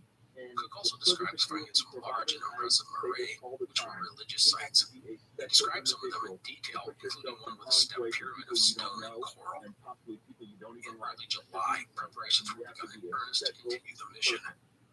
Endeavour had been at sea for nearly a year, and she needed to be scraped and painted. Rotting wood was replaced and leaks caulked. Plus, the ship needed to take out water and food. Now, a couple of things about these final weeks in Tahiti.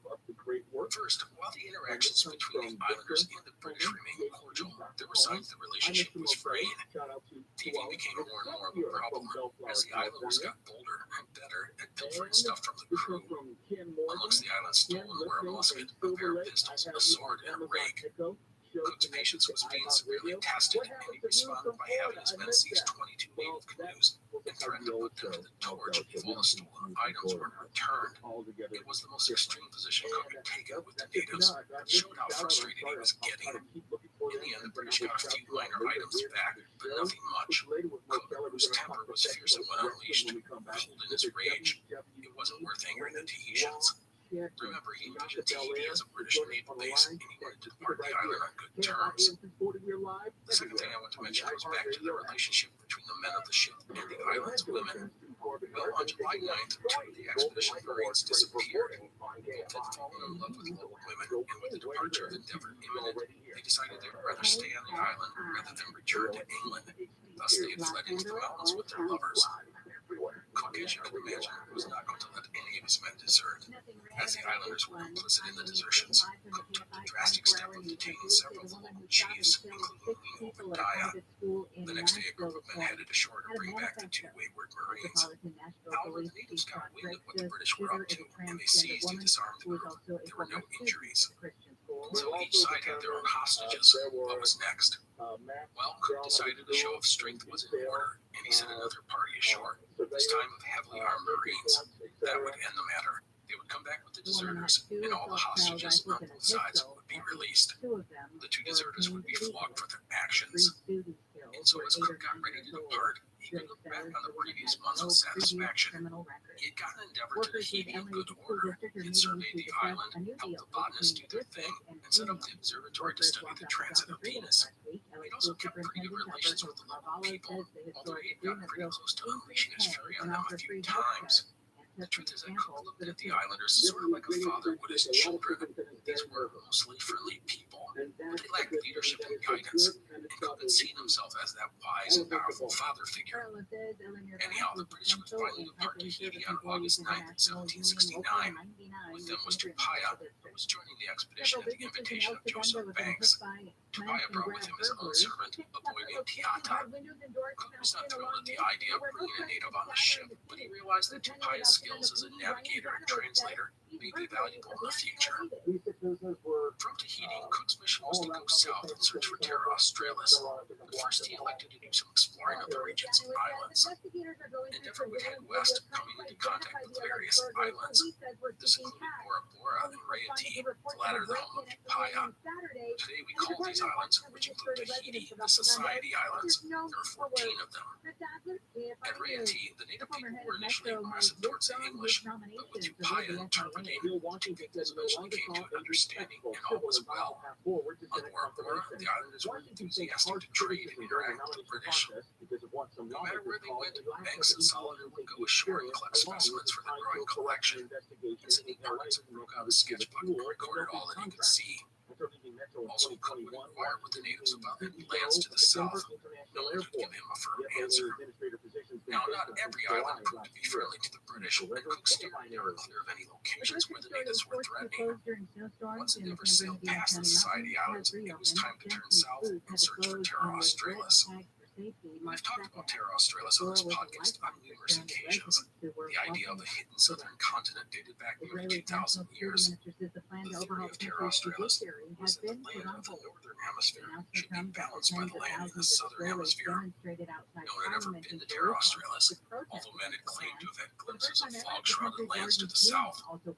As I've noted, Cook was skeptical of the existence of the mythical southern continent, but Joseph Banks was a great believer. Most of the crew, by the way, did not share Banks' enthusiasm.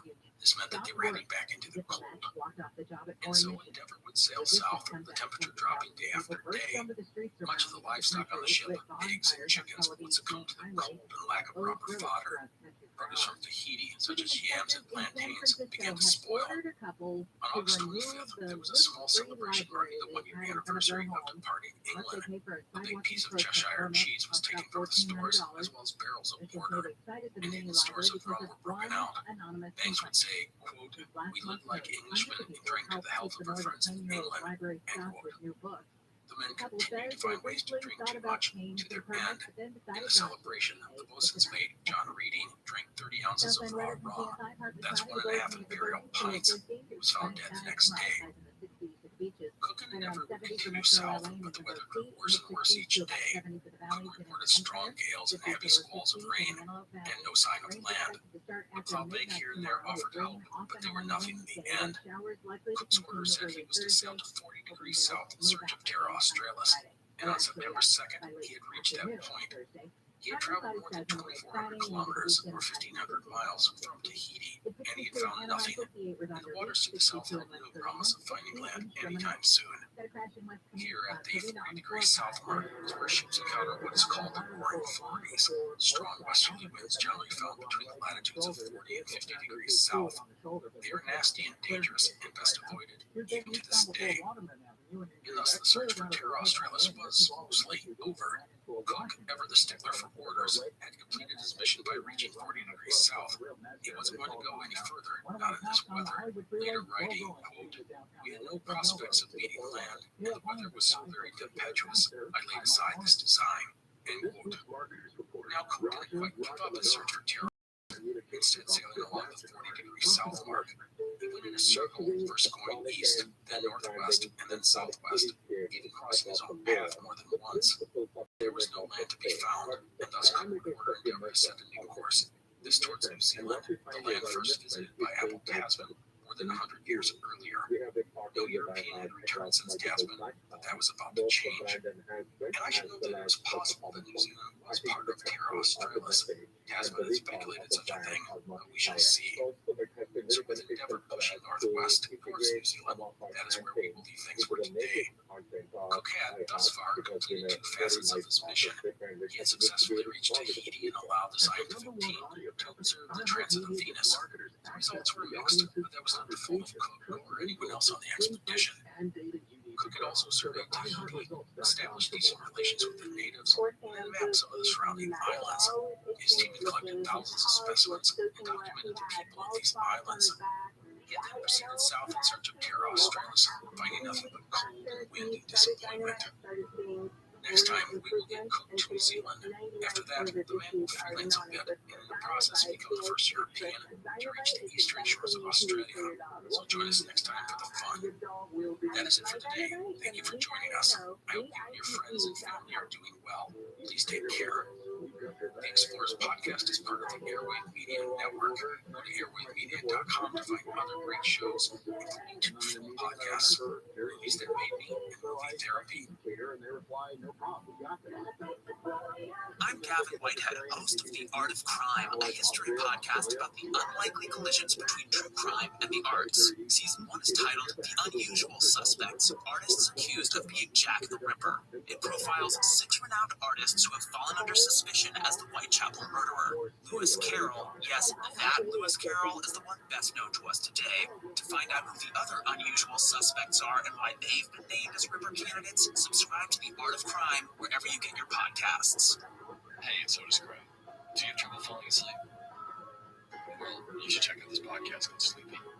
It's where I read old classics and help you fall asleep. It was the worst of times. It was the age of it. And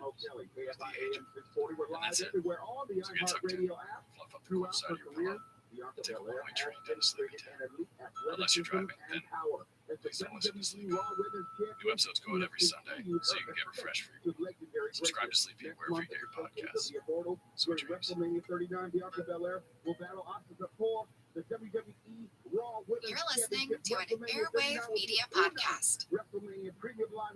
This episode is sponsored by Qatar Airways. Feel more on a stopover in Qatar, the ideal destination for a taste of culture, adventure, shopping, and more. The amazing stopover packages by Discover Qatar start at just $14 per person per night. And you can even book up to 4 nights in a hotel with the option to add memorable experiences, airport services, and transfers. Learn more at QatarAirways.com/Qatar stopover. Rate mentioned is per person per night based on double occupancy on a one-night stay. Terms and conditions apply. Life is a series of moments. Make the most of them with an Edward Jones financial advisor. Whether you're planning the trip of a lifetime, retirement, or just need some everyday advice, life is for living. Let's partner for all of it. Learn more at edwardjones.com. That's the honest answer. No, I didn't watch wrestling really growing up. My brother was one who was the wrestling fan, so I watched it. It's just every now and then, but I want to be a professional Greetings and welcome to the Explorers Podcast. We are currently into our series on James Cook and knee-deep into his first voyage, in which he will circumnavigate the world. Cook had already reached Tahiti, gotten the astronomers a chance to catch the transit of Venus, mapped the region today we call the Society Islands, and ventured south in search of Terra Australis. He had not found the latter, and we left him last time heading towards New Zealand. Notes for today are simple. Go to explorerspodcast.com if you want a map of Cook's voyage. That is it. So Endeavour would plow through the choppy waters of the South Pacific in September of 1769. The crew was thrilled to have left behind the stormy and frigid Southern Ocean. On October 5th of 1769, Lookout Nicholas Young sighted land, the first the crew had seen in many months. Because of his keen eyesight, Young would earn himself a gallon of rum as a reward. Cook and his crew had reached New Zealand, the first Europeans to do so since Abel Tasman over 100 years earlier. A couple of notes. First, if you don't know the basic makeup of New Zealand, it consists of 2 main islands, the North Island and the South Island. Cook had sighted the eastern coast of the North Island. It was mountainous and rugged. Tasman, by the way, had never gone down the eastern coast of New Zealand, so this was all new stuff to the British.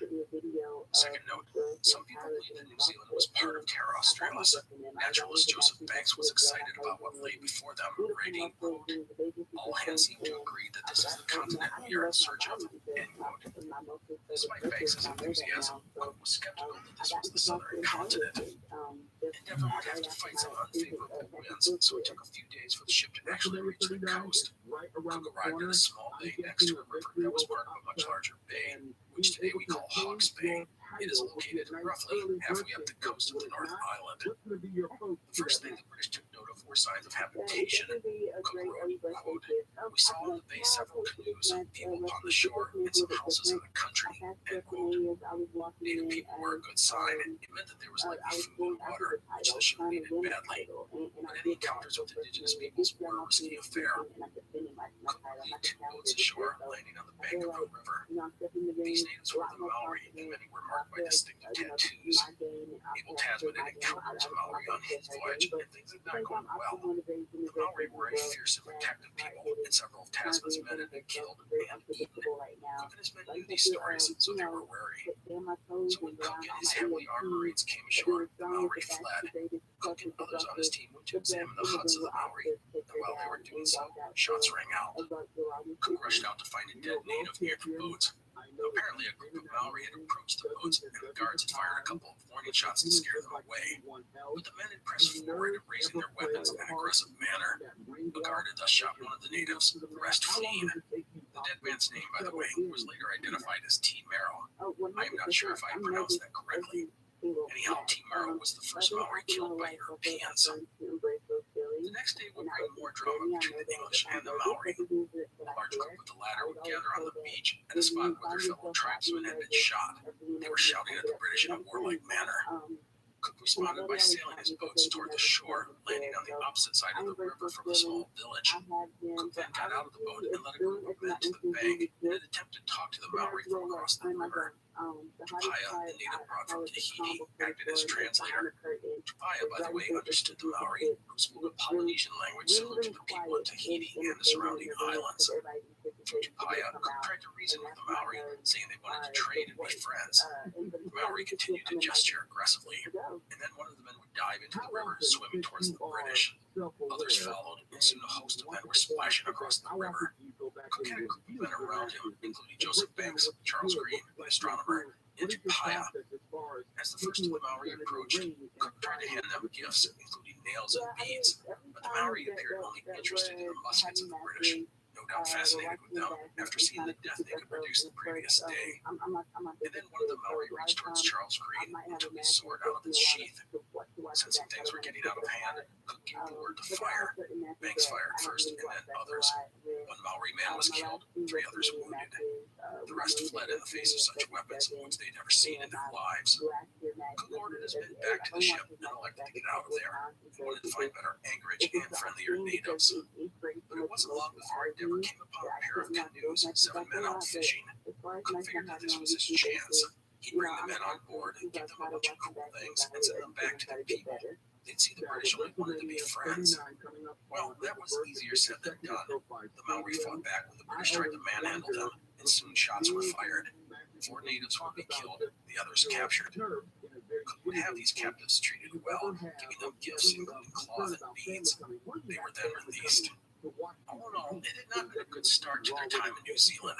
Of the day, Joseph Banks would write, quote, "And thus ended the most disagreeable day my life had yet seen, that such may never return to our bitter future reflections," end quote. By the way, Cook would name this place Poverty Bay because he got nothing from coming here. Endeavor would ultimately head north up the coast. Along the way, there were numerous encounters with the Maori, some good, some bad. The Maori were unpredictable, friendly and agreeable one moment, then aggressive and warlike the next. More than once, the British resorted to firing their 4-pound cannons over the heads of the natives to frighten them off when they got aggressive. So north along the New Zealand coast went the British. It was a very twisty and bendy route, Cook mapping the coastline as they went. Due to the rough weather and dangerous shoals, Endeavour often had to stay well out to sea, but she would approach the shore whenever it was safe. On November 8th, Endeavour would spot what is now called Cook's Bay. It's around 400 miles or so, or 640 kilometers, to the north where the British had landed a month earlier. Charles Green, the astronomer, wanted to go ashore and observe the transit of Mercury. As you can probably guess, the transit of Mercury is when Mercury passes between the Earth and the Sun. The phenomenon occurs 13 to 14 times every 100 years. Much more common than the transit of Venus, not exactly an everyday occurrence. No matter Green, along with Lieutenant Zachary Hicks, went ashore and made their observations, everything going well. However, as this happened, the British were trading with the locals. It was then that one man tried to make off with a length of cloth. Frustrated by the thieving that was going on, Lieutenant John Moore shot the man. A few days later, Lieutenant Hicks had another native flogged for stealing an hourglass. Cook was not feeling well all this, but to be honest, the patience he and his men had displayed in Tahiti was waning. The aggressive and unpredictable Maori had put the crew on edge, and they were tired of the constant pilfering of items. It was noted that grape shot was now the rule when dealing with unruly natives. Grape shot, in case you didn't know, consists of small metal pellets. It's often used in cannons and can be very effective when used against infantry. In muskets and pistols, it wasn't that deadly, but it could kill. At the least, getting hit with some shot would leave a nasty mark on a person. By early December, it never reached the northern tip of New Zealand. Cape Reinga, which had been Tasman's last landfall on the New Zealand mainland. At this point, the weather and coastal conditions were difficult and even dangerous. The rounding of the Cape was a feat of seamanship. Richard Huff, in his biography of James Cook, wrote this about Cook's rounding the Cape. Quote, "At his doubling of the northernmost point of New Zealand, we see Cook the navigator at his finest. In forcibly high seas, the rollers pounding in from the west, in gales, and for a while a full hurricane like of which he had never before experienced, and with rain driving horizontally, and with so many torn sails that the sailmakers could scarcely keep up with the arduous work. It took all of Cook's skills to keep the Endeavour from foundering." And with the rounding of the North Island, Cook and Endeavour headed south down the western coast. By the way, I do have one interesting sidetrack I want to share. On December 12th, a French ship, the St. Jean-Baptiste, under the command of Jean-Francois Marie de Surville, had reached the western coast of the North Island, not far from the tip. They had arrived in New Zealand just 2 months after Cook had landed, although on the other side of the island. Surville would spend only a few days on the western side of the island before sailing a short way up the coast and rounded the tip of the North Island. The Endeavour and the St. Jean-Baptiste had thus passed each other right around the time they were rounding the tip of the North Island, coming within 50 miles of each other. Serville and his ship traveled a short way down the eastern coast before settling in for a couple of weeks, doing repairs and collecting food and water on shore. They eventually got into a fight with the Maori, burning 30 huts and seizing a chief. On December 31st, 1769, they would depart, striking out east. Using favorable winds, Serville would reach South America, but his crew was in bad shape due to scurvy. Desperate for supplies, the French captain would go to a Spanish port. However, when he had a few men to a small boat ashore with the intention of asking for aid, the boat capsized and Serville drowned. The St. John Baptiste would ultimately be seized by the Spanish, who were detained for more than 2 years. When they finally got back to France, only 66 of the original 173 men were alive. And that ends the sidetrack of Jean-Francois-Marie de Serville and his ship, the St. John Baptiste, with a group of Europeans who never reached New Zealand. Endeavour would spend Christmas of 1769 off the coast of the North Island of New Zealand. The seas were for once calm, and the men celebrated by drinking. As 1770 came around, the ship continued south, fighting difficult winds the entire way. By the middle of the month, Cook knew he needed to give the men and the ship a break. Now, as you sail down the western coast of the North Island, the coast takes a strong turn to the east. There you find a large body of water called Queen Charlotte's Sound. Cook went into the sound, and on January 16th, anchored the ship in a cove. Here, Cook had the Endeavour beached, and thus a full refit of the ship began. By the way, this was an advantage of the design of Endeavour with its relatively flat bottom. Anyhow, leaks were caulked and the bottom was cleaned and coated with tar, oil, tallow, and resin. Cask after cask of water was collected, as well as timber. There were, of course, interactions with the natives, but those went pretty well. On an excursion up the Sound, Cook and Joseph Banks stopped and had a meal with the Maori family. There they found a basket of human bones. The Maori explained that they only ate the flesh of those defeated in battle. This was not the only sign of cannibalism amongst the Maori. Banks was fascinated by it, and when the British came upon a canoe with 4 human heads in it, he bought one. The men were, as you can imagine, freaked out a bit by the practice. They had read accounts of cannibals in the journals of Abel Tasman, but here they saw the results of the practice, and it made them wary. And so, while the refitting of the ship was underway, Cook, Banks, and Dr. Solander and a small party of seamen ventured to an island further up the Sound.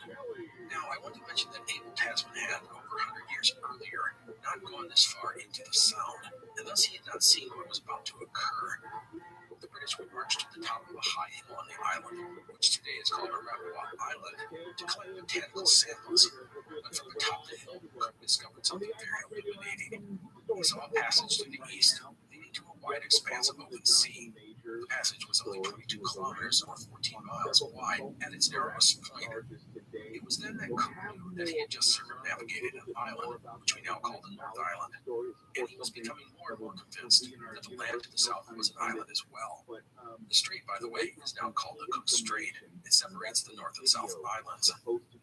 And so the men continued the refit of the ship and collected food and water and supplies. They would depart Queen Charlotte's Sound on February 7th, 1770. However, before leaving, Cook, along with some of his men and a few locals, went to an island at the entrance of the Sound and climbed a high hill. Here a cairn was built with some silver coins, musket balls, and beads put inside. Then a flag was raised on a post, and Cook claimed the land in the name of His Majesty. To cap off the ceremony, a bottle of wine was opened and shared amongst the men. Cook gave the empty bottle to one of the Maori, who was thrilled at the gift. Tupaya spoke with the natives and extracted promises that they would not bother the cairn or the flag. Tupaya, by the way, had proved to be invaluable to Cook due to his ability to speak with the Maori. For the next month, Endeavour would go down the western coast of the South Island. The weather got more tempestuous and the temperatures dropped. The shoreline was rugged and uninviting, even by New Zealand standards. On land, the ship spied great mountains, some so high they were snow-capped even in the summer. And then, on March 4th, the coastline turned east. Endeavour would follow the coastline, and then on March 10th, she would round the southern tip of New Zealand. For Cook, the answer was now in. This was not Terra Australis. New Zealand consisted of 2 major islands. With that figured out, Cook was determined to continue up the eastern coast, to fully map the southern island, and put aside any ideas that this was Terra Australis. Endeavour would reach the eastern side of the Cook Strait on March 27th. Cook had now circled most of the North Island and all of the South Island. And with that, Cook had essentially completed its mission. He had gotten to Tahiti, he had searched for Terra Australis, and now he had uncovered the mysteries of New Zealand, including charting almost its entire coastline. It was time to head home. It's pink drink season at Starbucks. With its bold, refreshing fruit flavors and creamy coconut milk, it'll leave you saying, sip into spring and order ahead on the Starbucks app. This episode is brought to you by Bill. You dug through your folders, questioned the receptionist, emailed your boss. It's official. You've stumbled upon another missing invoice mystery. Instead of putting on your detective's hat, go digital with Bill. Everything is stored and timestamped online, so you never lose another invoice or payment again. Request a demo today at bill.com/Spotify. To return to England, Cook could have gone east and rounded the tip of South America again. This was the shortest route, but instead he elected to go west towards New Holland, aka Australia. The eastern shore of Australia had not been mapped by any European, so what was there, no one knew. For Cook, this appealed to him. Endeavour was still in good shape and his crew healthy. Once they investigated Australia, they would go through the Torres Strait and head to the Dutch settlement of Batavia, which today is Jakarta in Indonesia. From there, it would be back to England. Circumnavigating the world would be a big feather in the cap of Cook's accomplishments. And so west it was, through the Cook Strait, which, by the way, is considered one of the most dangerous stretches of water in the world, due to a combination of conflicting currents, tides, and strong winds that all come together to create extreme conditions. But Cook and Endeavour would move through the strait and head west on March 31st, 1770. For 20 days, Endeavour sailed into the unknown, covering 1,300 miles or 2,100 kilometers over what today is called the Tasman Sea. Due to strong winds and storms, the Endeavour was pushed a little north of where Cook had been aiming. And then at 6 a.m. on April 19th, Lieutenant Zachary Hicks climbed the rigging of Endeavour and let out a shout, "Land ahoy!" Endeavour was at the lower edge of Australia's eastern coast. Cook would call this land New South Wales. Due to powerful storms, Cook could not anchor Endeavour anywhere, and the currents pushed the ship north and away from the coast. And so Cook and Endeavour headed up the eastern coast of Australia. It would be 2,000 miles or 3,200 kilometers of territory never seen by any European. Now, one thing the eastern coast does not have, unlike New Zealand, is a lot of natural harbors. It frustrated Cook as he wanted to get ashore and replenish his food, water, and timber. It wasn't until April 28th, 1770, that the weather calmed and Endeavour finally found a suitable bay to drop anchor. From the ship, Cook looked at the region before him and found promise. The countryside was diverse, with marshlands, grasslands, and forests. The bay offered a safe place for a ship. Also, fish were plentiful, the men later catching 300 pounds of it in a single day. The waters were also rich in oysters and clams. It was a sharp contrast to New Zealand, which was rugged and mountainous. Of it all, Cook wrote, quote, "The whole country, or at least a great part of it, might be cultivated," end quote. It wasn't hard to see the promise the place had for colonization. Cook named this place Botany Bay because of the large number of plant specimens Banks and Solander would collect. About a decade later, Joseph Banks would recommend the area to be used as a penal colony, and thus would become the first European settlement in Australia in 1788. The actual city that grew up around the bay is Sydney. Of course, Australia was far from empty, and Cook knew it from the start. He and his men spotted smoke, an indication of habitation, and it was long before people were seen as well. The crew was surprised to find the natives, the Aborigines, to be dark, almost black. In fact, at first glance, Cook wasn't sure if they were black or just wearing black clothing. Turns out they were almost completely naked. As soon as the ship was secured, the boats headed to the shore to collect water, food, and supplies. Isaac Smith, Cook's wife's cousin, the first man from the ship to set foot on this new land. By the way, I have in the past inadvertently referred to Smith as Elizabeth Cook's nephew, when he was, in fact, her cousin. The Aborigines actively ignored the British, and when attempts were made to engage with them, they were a failure. They did not understand Tupaya and responded by making threatening gestures, such as waving spears in the air. Some even threw stones at the newcomers. Cook observed the primitive nature of the natives, noting how their crude canoes were inferior to the Maori. The English seemed to have a special disdain for the Aborigines. I think much of this comes from the view of them as primitive and nomadic. They hadn't built cities or cultivated lands. The truth is that they survived by adapting to what the land gave them, moving from place to place in order to sustain themselves. No matter, the British saw naked nomads who had no sort of culture, basic savages. So while Cook and his crew took care of reprovisioning the ship and making minor repairs, the expedition's scientific team had a field day, collecting all sorts of new specimens. Here you get the first European descriptions of the dingo and the kangaroo. Side note, at this time, Toby Sutherland, one of Endeavour's crewmen, would become the first British subject to die in Australia. The cause of death? Tuberculosis. Cook would eventually depart Botany Bay and move north and surveying the coast as he did. The further north Endeavour went, the land became more barren. Also, good harbors were hard to find. It didn't stop the botanists, who continued to go wild collecting specimens whenever they got the chance to go ashore. Now, I want to stop and talk about an incident that occurred at this time, one that greatly disturbed Cook. On May 22nd, Richard Wharton, the captain's clerk, would drink so heavily he would pass out. While he was incapacitated, someone cut off the man's ears as well as his clothing. This was an odd and troubling incident. Cutting off a drunk man's clothing could be viewed as a cruel prank, but cutting off a man's ears was malicious. This was payback. As I said, Cook was taken aback by the incident. He considered himself the kind of man who was in tune with the mood of his crew. He didn't want to lose them, for fear discipline would erode. Now, why Wharton was attacked in such a way, no one ever found out. But the truth is that the men had been together for nearly 2 years, and it was only a matter of time before petty jealousies and spats rose to the surface. These sorts of things can undermine the captain of a ship, and Cook knew he needed to stay on top of such problems. No matter, about halfway up Australia's east coast, north of modern-day Brisbane, the waters become trickier to navigate, and that's because Endeavour entered a chain of coral reefs. This is Australia's Great Barrier Reef, and it runs up the Australian coast for more than 2,300 kilometers or 1,400 miles. It covers an area of nearly 350,000 square kilometers or 133,000 square miles. It is comprised of nearly 300 individual reefs and 900 islands. When Cook entered this area, he had no idea what he was getting himself into. He would eventually call this place a great labyrinth, and that's an understatement. The Great Barrier Reef is one of the 7 natural wonders of the world, and wildly dangerous for any vessel that doesn't have rubber charts and maps. And you know what? Cook had none of those things.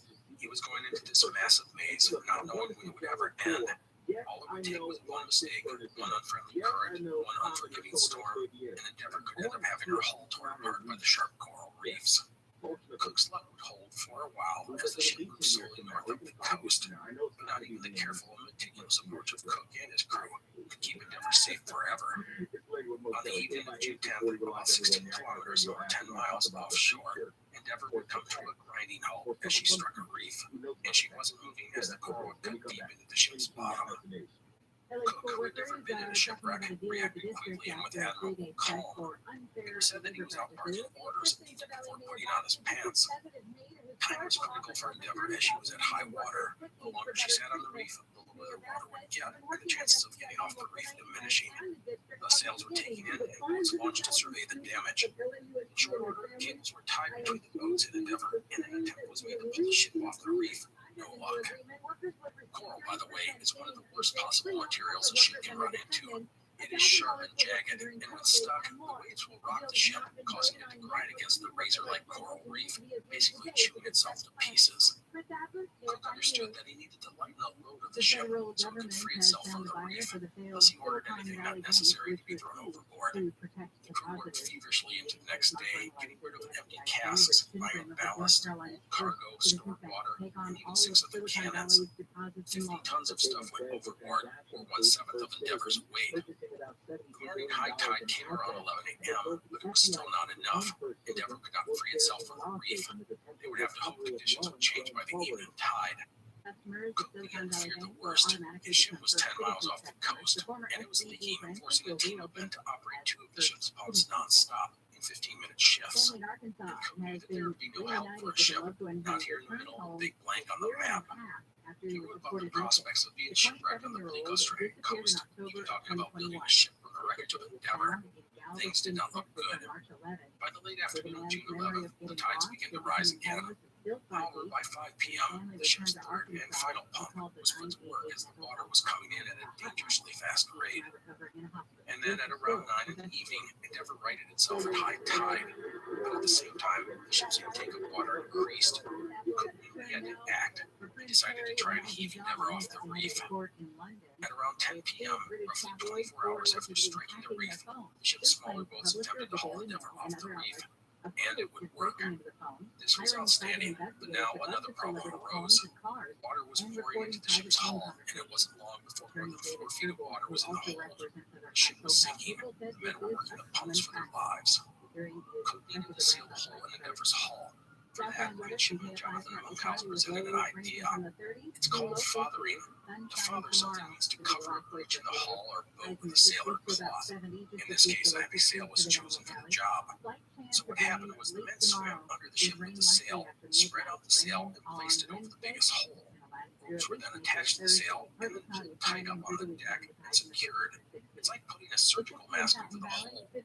Once the sail was placed over the gap, globs of oakum were pressed into the breach between the sail and the hull as a crude sort of caulking. Oakum is a tar rope used on ships for this exact purpose. All of this does not stop a leak, but it can slow it tremendously. Monkhouse's plan worked beautifully, and Endeavour was out of danger, at least for the time being. If it had not worked, the ship would likely have gone down and been taken to the smaller boats and making for the Australian coast. But that was not the case due to Monkhouse's fine work. It does, as noted, when the ship wasn't taking on water. Just now the leakage was much more manageable. Of it all, Cook really gave praise in his journals to his men, who would write, quote, "He, meaning Monkhouse, executed it very much to my satisfaction," end quote. As I said, that's high praise from Cook. So yay, the hole in the ship was plugged. That means all's good, right? Well, no, of course not. And that's because it was time for storms to hit. Endeavour would have to endure high winds and rains for several days, and it was nearly impossible to get closer to land. When the storms finally broke, Endeavour made for the Australian coast. The ship could not survive much longer at sea in the condition she was in. And so for days, the crew battled the leaks, the pumps never stopping. Different sources talk about these tense days, praising Cook and the crew for their calm and professional approach. On June 17th, Endeavour would reach the Australian coast and enter a natural harbor along a steep beach. This place is now called Cooktown. The entire crew went to work. Tents were set up on shore as well as a forge. Equipment was unloaded as well as all the ship's coal. And then, at high tide, Endeavour was hauled ashore, bow first, the stern still in the water. The bow was the front of the ship, the stern the back. Again, the flat bottom design of Endeavour was coming in handy. Anyhow, with the bottom of the ship exposed, the damage could now be fully assessed, and it was worse than expected. There were multiple holes and coral ripped into many timbers. Cook described it as such, quote, "as if the damage had been done by the hands of a man with a blunt-edged tool," end quote. In addition to the holes in the hull, a large section of the full scale was completely gone. The full scale, by the way, protects the main keel. It was bad, but repairable. When the worst hole in the hull was investigated, it was found that the ship had some luck. A large piece of coral had jammed itself into the gap, helping seal it. If that large piece of coral had fallen out, the hole in the ship would have been much larger. And so the crew went about repairing the damage to Endeavour. As that occurred, other men went about fishing and hunting. Attempts to kill an adult kangaroo proved impossible. But the big turtles in the harbor, which could weigh hundreds of pounds each, were really welcome. At the same time, Cook dispatched the ship's master, Rabbi, in one of the smaller boats to the invasive reefs to try and scout a way through them. As for the Aborigines, there was little interaction, although they were seen often. The only real chance for a problem was when some of the natives tried to steal some of the turtles the British had caught. The turtles were a delicacy to the Aborigines. Anyhow, the natives started some fires at the British camp, apparently to distract them so they could steal the turtles. One of the ship's pigs were being killed in the dust-up, but not much else. Cook fired his musket, which was filled with grape shot, to chase off the thieves. Cook and some others chased the men to deter them from bothering them any further. And in an interesting twist, they caught them, and the Aborigines calmly set aside their weapons and sat down around the fire, inviting the British to join them. Cook did so, handing out some gifts to the men, and then departed. This is one of those types of behaviors that perplex Cook and the crew. They didn't understand how the native people's attitudes and moods could shift so rapidly. Another note I'll mention is that Cook ordered all the food that was prepared to be equally shared amongst the crew, officers, and supernumeraries. For him, this was a way to bring people together in a common cause and perhaps smooth over some of the resentments and squabbles that had built up over the past 2 years. Endeavor would finally be repaired and ready to sail on July 20th. For the next 3 weeks, Cook would move slowly through the maze of uncharted reefs. After what the men had just endured, no one complained about Cook's slow and deliberate pace.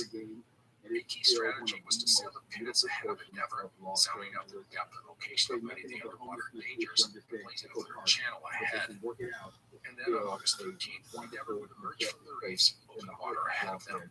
They had cleared the Great Barrier Reef. And that, my friends, is where we will leave things for today. Next time, we'll complete the first voyage of James Cook, talk a bit about its legacy, and get it prepared for a second voyage. I will make one comment about today's episode, and that it is here that Cook really became an explorer. When he goes to Tahiti and even in search of Terra Australis, he's following very specific orders. But in New Zealand and in Australia, we see a man seizing the opportunity to seek out the places that no European had ever been. And one thing was that Cook wasn't just sailing along, taking a few snapshots and moving on. He was mapping and charting. His charts of New Zealand, while not perfect, are incredibly accurate and famous for generations. It's all pretty cool, and it's part of why Cook is so admired in the world of exploration. Anyhow, that is it for today. I want to say thank you to the show's financial supporters. It really means a lot to me that people want to be part of this podcast. This includes great folks such as Dan, Eileen, Eric, Christopher, Elizabeth, Donnell, Robert, Rudy, Andrew, Benjamin, Catherine, Chris, Cameron, Greg, Eamon, George, Ralph, and so many, many others. What you do makes this show possible.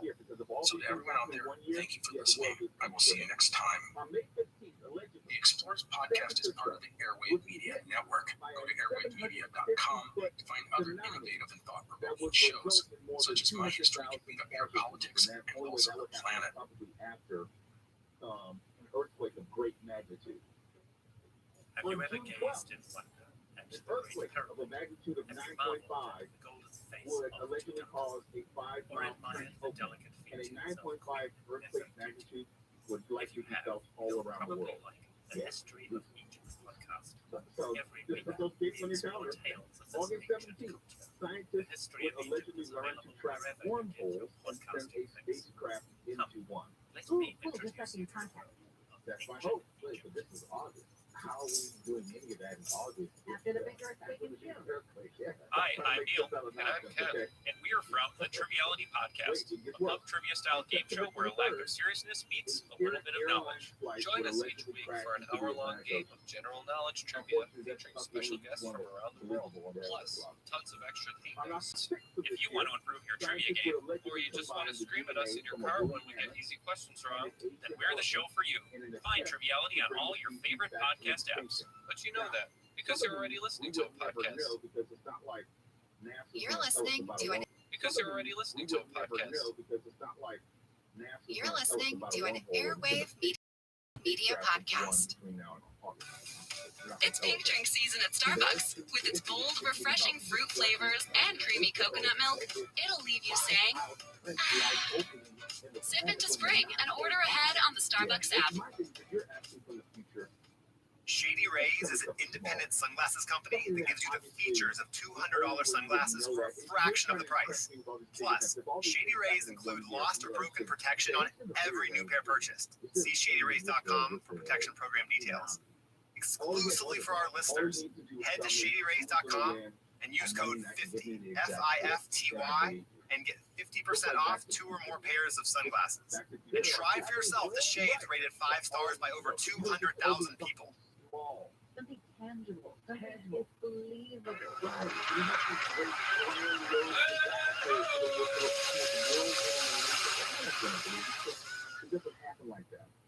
Hello, and welcome to the Explorers Podcast.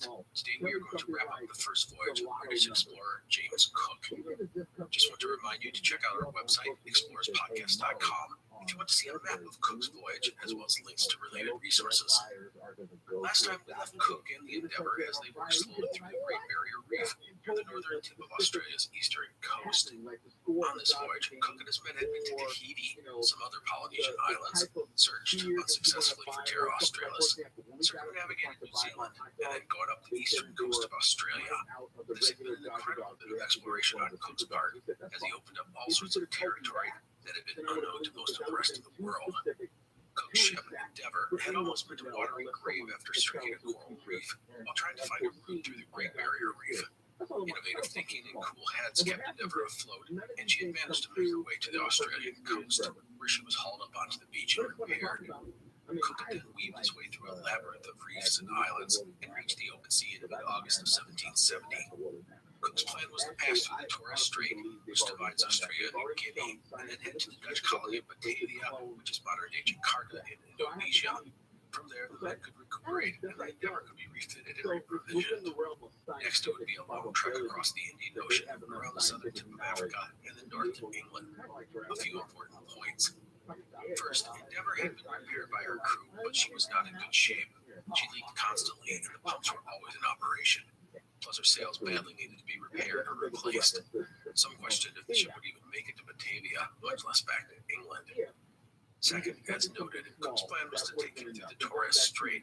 The problem with this was that in Cook's time, there were no concrete records proving the strait actually existed. Many people thought that New Guinea and Australia were connected. The reason for this is because of the physical nature of the strait.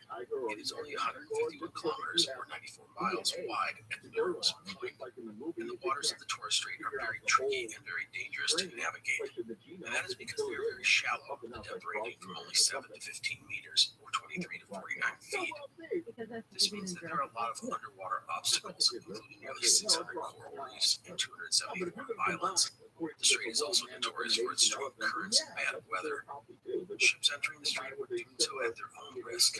The channel is so dangerous that even today, there are only 2 routes used by commercial shipping through the strait. Dutch explorer Henry Tasman had failed to find a route through the Torres Strait, and had come away convinced that New Guinea and Australia were connected. However, there were many who, by studying a variety of different records, believed the strait did exist, and if the strait did exist, it would save Cook and Endeavour a lot of time going through it, as opposed to heading north and sailing around New Guinea. On August 22nd, the Endeavour reached the northernmost tip of Australia. If you look at a map of Australia, there's a finger-like protrusion in the northeast, and that's where Cook had reached. Today we call that figure Cape York Peninsula. It was here that Cook decided to land on an island and make his way to the top of a high vantage in hope of seeing a water passage to the west. He would not be disappointed. He was now convinced he could sail through the strait. Cook then planted a flag and claimed the entire eastern shoreline of Australia for Great Britain. He would write, quote, "I may land no more upon the eastern coast of Holland, and on the western side I can make no new discoveries, the honor of which belongs to the Dutch navigators. But the eastern coast, from the latitude of 38 degrees south to this place, I am confident, was never seen or visited by any European before us," end quote. Cook would appropriately name this place Possession Island, and he understood that he was doing something historic. He was laying claim to over 2,000 miles of coastline, which could and would expand Great Britain's empire in ways no one imagined. Anyhow, Cook and Endeavour moved west, carefully weaving through the Torres Strait. She went slow as no one was anxious to make a mistake and strike another reef. Much to the chagrin of Banks and the other botanists, Cook mostly avoided stopping and landing, and he didn't need to map these coasts or islands, as much of it was already done by Dutch navigators. Instead, Cook focused on getting his men and ship to safety as quickly as possible. He knew his crew were homesick and tired, and eager to reach a port, which would provide them some semblance of home. Moving through the Torres Strait, Cook seemed a little timid and hesitant at this point of his journey. Like a man so close to a prize, he becomes gripped with uncertainty. But it's hard to blame Cook for such feelings. His ship was in terrible condition, and he had survived so much. He was fearful of things coming to an end right at the doorsteps of success. But Cook need not have worried. Endeavour made her way through the Torres Straits and pressed westward, come upon an island not on any maps. This was Savo. On the island, the men could see houses, grazing livestock, and even men on horseback. They also saw the Dutch flag being flown. Cook would send Lieutenant John Gore to investigate and find these natives who were living with local Raja, who worked for the Dutch East India Company. The island was not on any map because the Dutch didn't want it to be. We've seen this in the past, particularly with the Portuguese. These places are part of their commercial trade network. They have no desire to share such locations with the rest of the world. Thus, many got left on public maps during this time period. Anyhow, the British would, after some negotiations, trade for rice, pork, fruit, and livestock. Cook had to give up hard cash along with other valuables such as muskets to facilitate the trades. Joseph Benjamin even sacrificed one of his prized greyhounds in Albao. From south of Cook continued onward past the islands of Sumbawa and Bali and then to Java, where Batavia was located on the northern tip of the island. There had been plenty of it, and they knew they were close to what they would call civilization. They had been gone for nearly 2 years, and they were anxious to hear word of the outside world. Also, Batavia promised to be full of taverns and brothels. Cook was sailing to the harbor at Batavia on October 7th, 1770. He would later apologize to Dutch officials